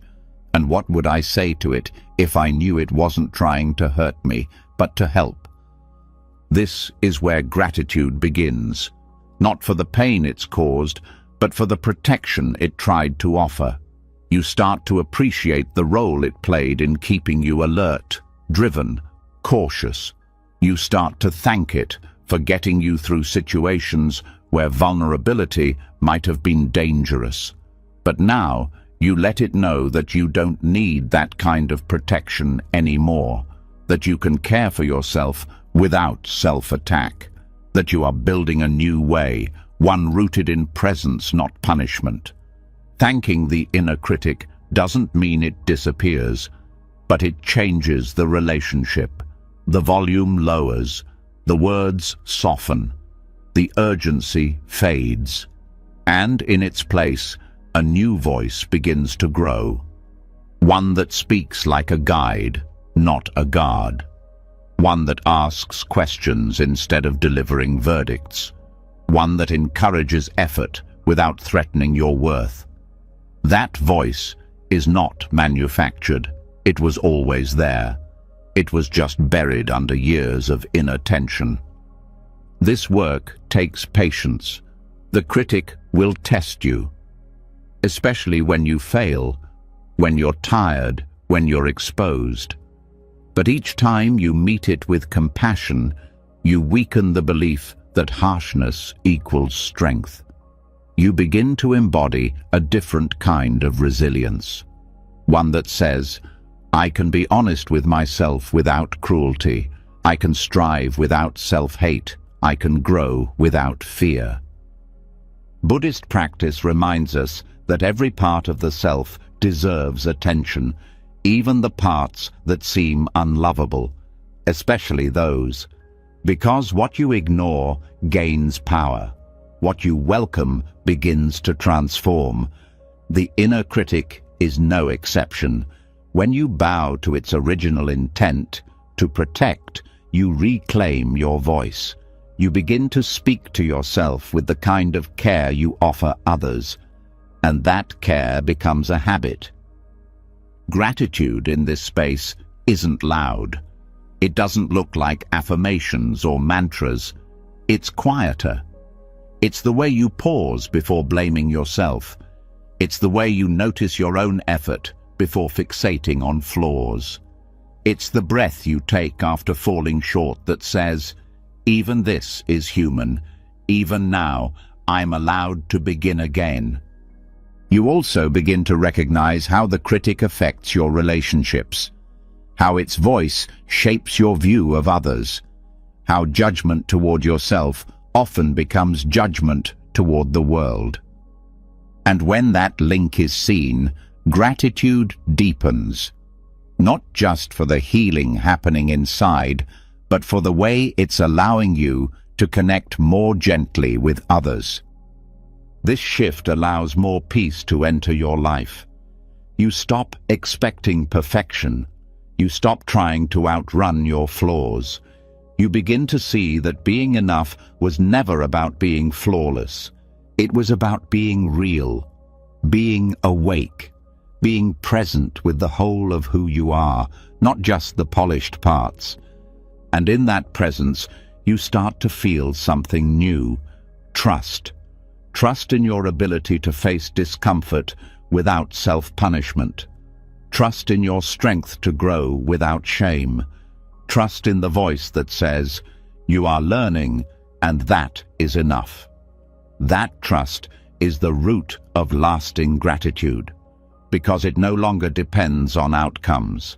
It depends on your willingness to stay with yourself, no matter what. So, as the night quiets and the thoughts begin to slow, notice if the critic tries to speak again. You don't have to fight it. Just listen. Thank it gently. And then, with equal honesty, tell it the truth. I hear you. I know you tried to protect me, but I don't need fear to grow anymore. I'm safe now. I'm healing now. And I choose to move forward with love. That is not weakness. That is not self-indulgence. That is transformation. That is freedom. And that is something to be deeply grateful for. After softening toward the voice within, after meeting your inner critic, not with resistance, but with recognition, something fundamental begins to settle.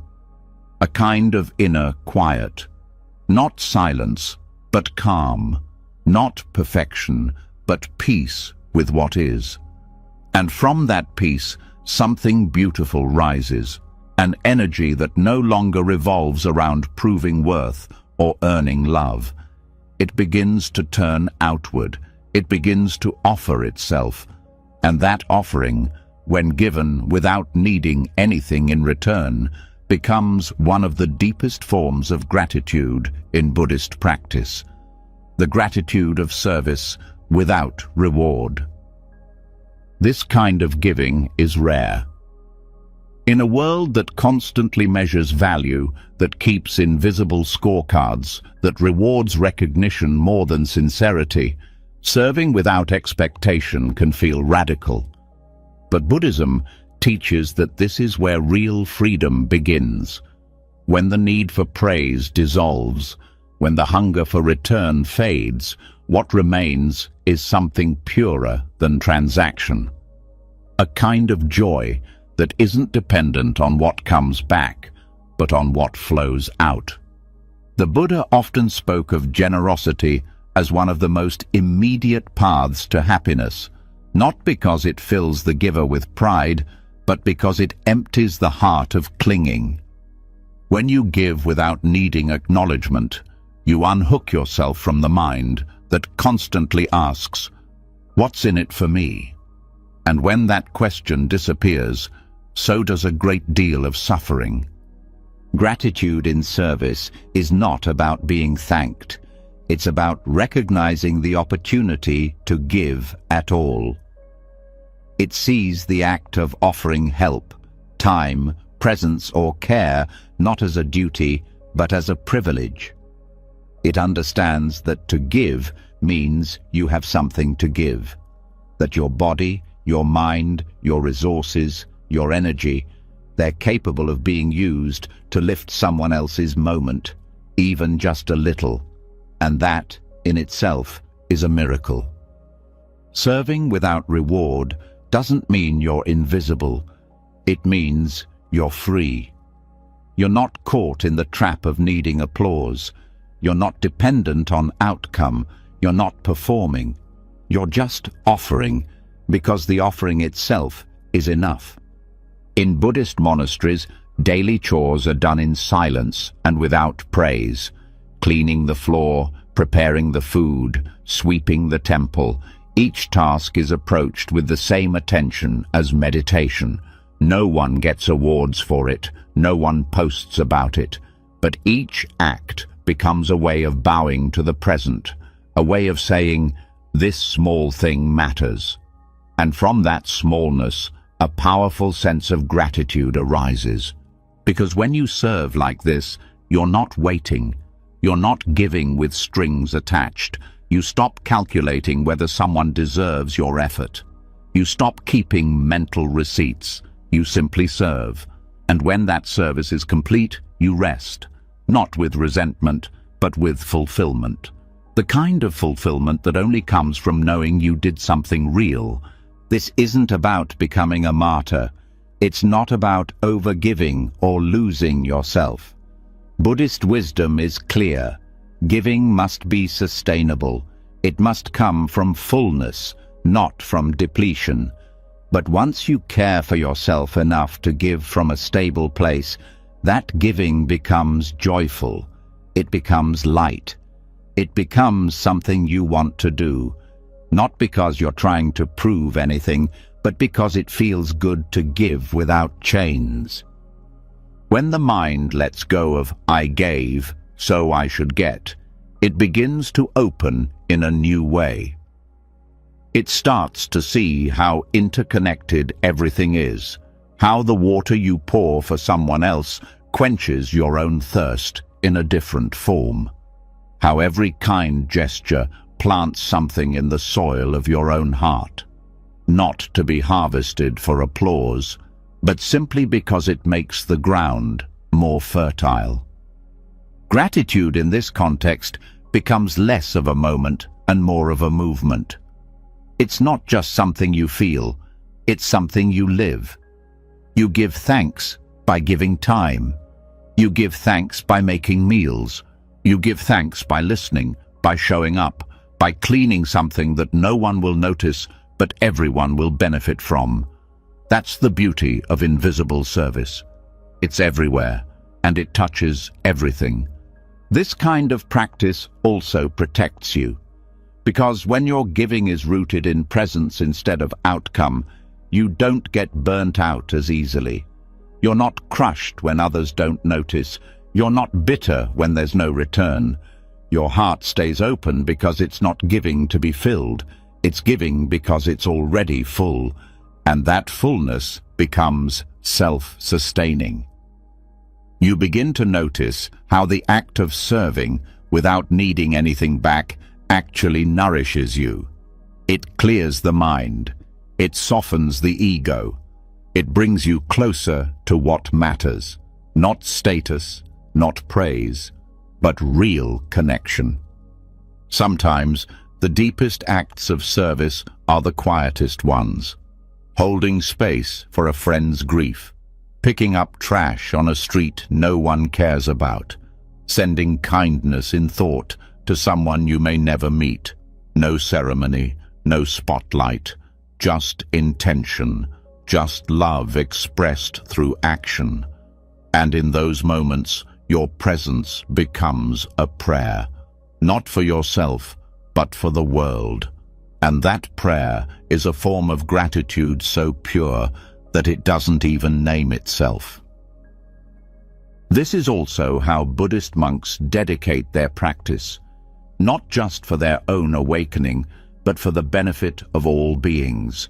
Every chant, every breath, every silent hour of sitting becomes a gift offered outward. And even though no one may see it, that offering has power. Because service done with love, even in the smallest moments, changes the energy of the world. It also changes your relationship with yourself.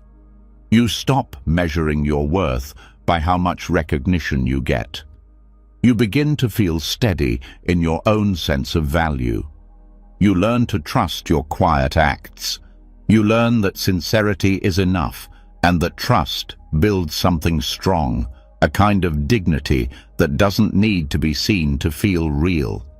Gratitude deepens when giving becomes natural, when it's no longer forced or calculated, when it rises spontaneously because your heart has learned that the joy of giving is not in what returns, it's in the giving itself.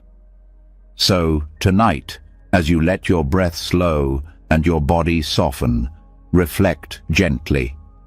Think of the quiet ways you've served, the unnoticed things you've done, the kindnesses no one clapped for.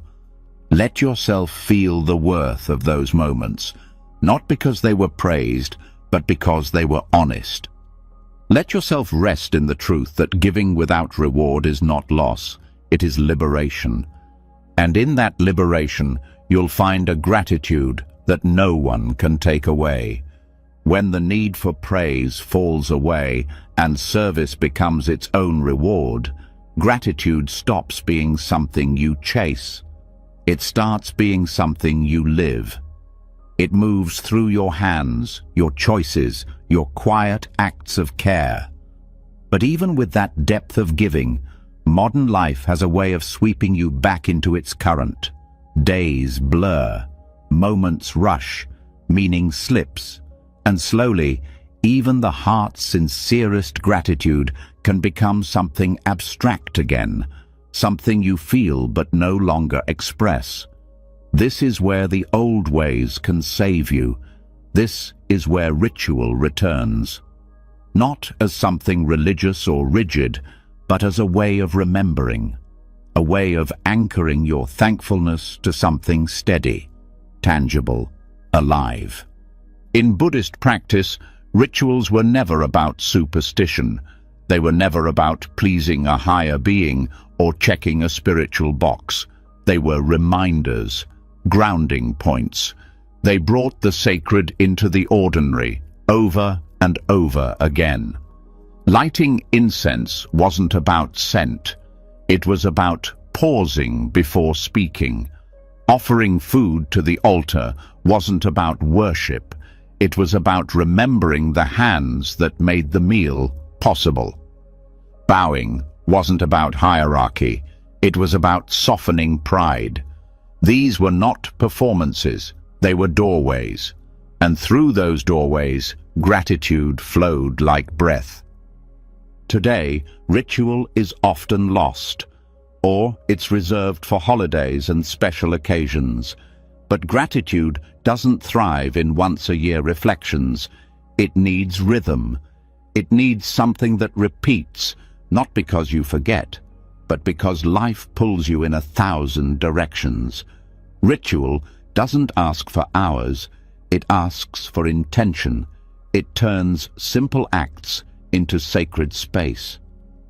Drinking tea can become a ritual, not when rushed, but when done with presence. Holding the cup, feeling the warmth, noticing the steam, pausing before sipping, saying thank you, whether silently or aloud, for the water, the leaves, the hands that harvested them, the time that brought them here. That is not trivial. That is thankfulness made visible. Lighting a candle at the end of the day can be a ritual, a way of saying, the day is done, I'm still here, that is enough. No matter what was left unfinished, no matter how messy things felt, that small light becomes a symbol of recognition, a symbol that says, I honor this moment. And in that honoring, peace returns. In Buddhism, even walking becomes ritual. Slow steps, mindful breath, each movement not just a way to get somewhere, but a practice of being where you are. You step not to escape, but to arrive. And in that arrival, you remember. You remember your body, you remember the earth, you remember that movement itself is a gift, and that remembering is a form of gratitude. Meals can become rituals, not feasts, not performances, just daily acts of attention. Sitting down, eating without screens, offering one breath of thanks before the first bite, noticing the flavors, chewing slowly, allowing silence. These are not just healthy habits. They are rituals that bring the sacred back into something so easily forgotten. Food is never just food.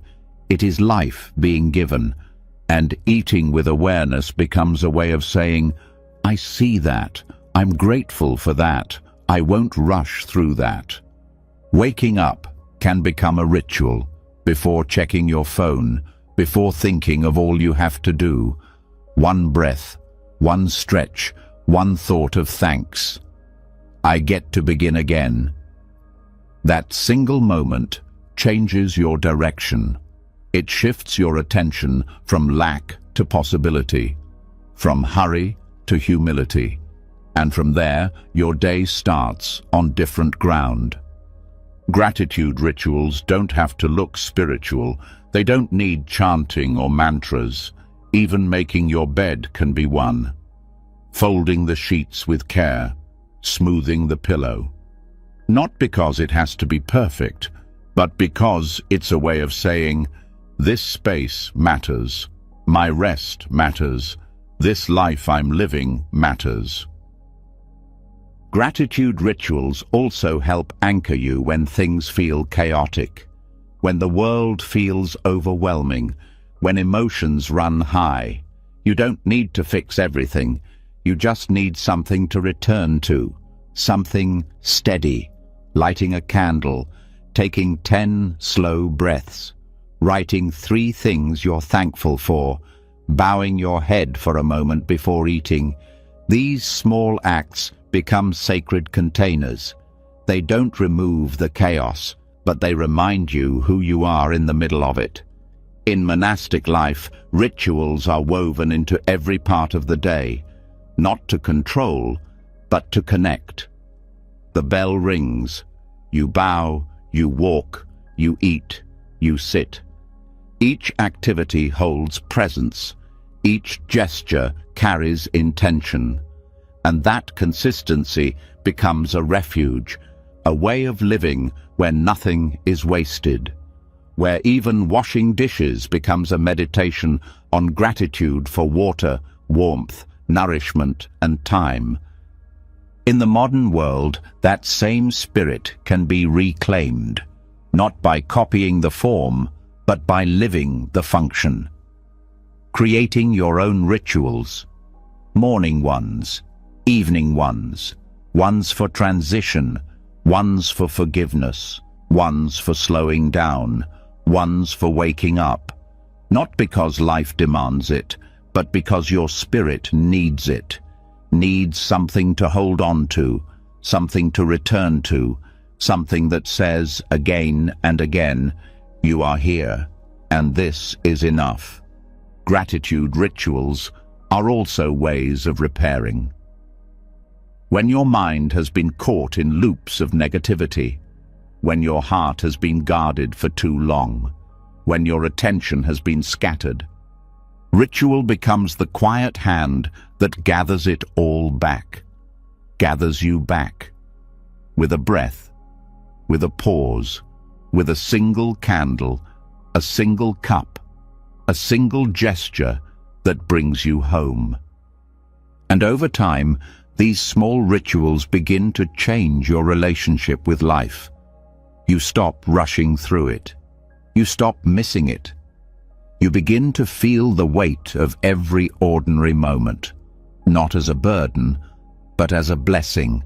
You begin to feel the pulse of the present, the way it keeps offering itself to you over and over, and your rituals become the way you say thank you for that offering.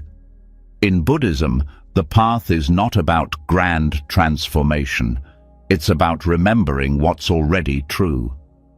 Ritual helps you remember, helps you return, helps you say, this life, this quiet, imperfect, miraculous life, is worth honoring.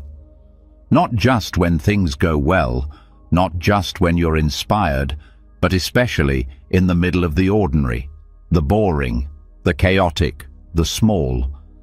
That's where ritual lives, in the margins, in the in-between, in the unnoticed. But when you meet it with presence, it opens something inside you, something that no book or teaching can give. The direct experience of reverence, the embodied memory that this, right now, is not nothing. So as the day winds down, choose one thing, one small act you can turn into ritual, one place in your life that needs slowing, seeing, honoring. It doesn't need to be long, it just needs to be real. Let it become your thread back to presence, back to gratitude, back to the deep knowing that this moment, this breath, this touch,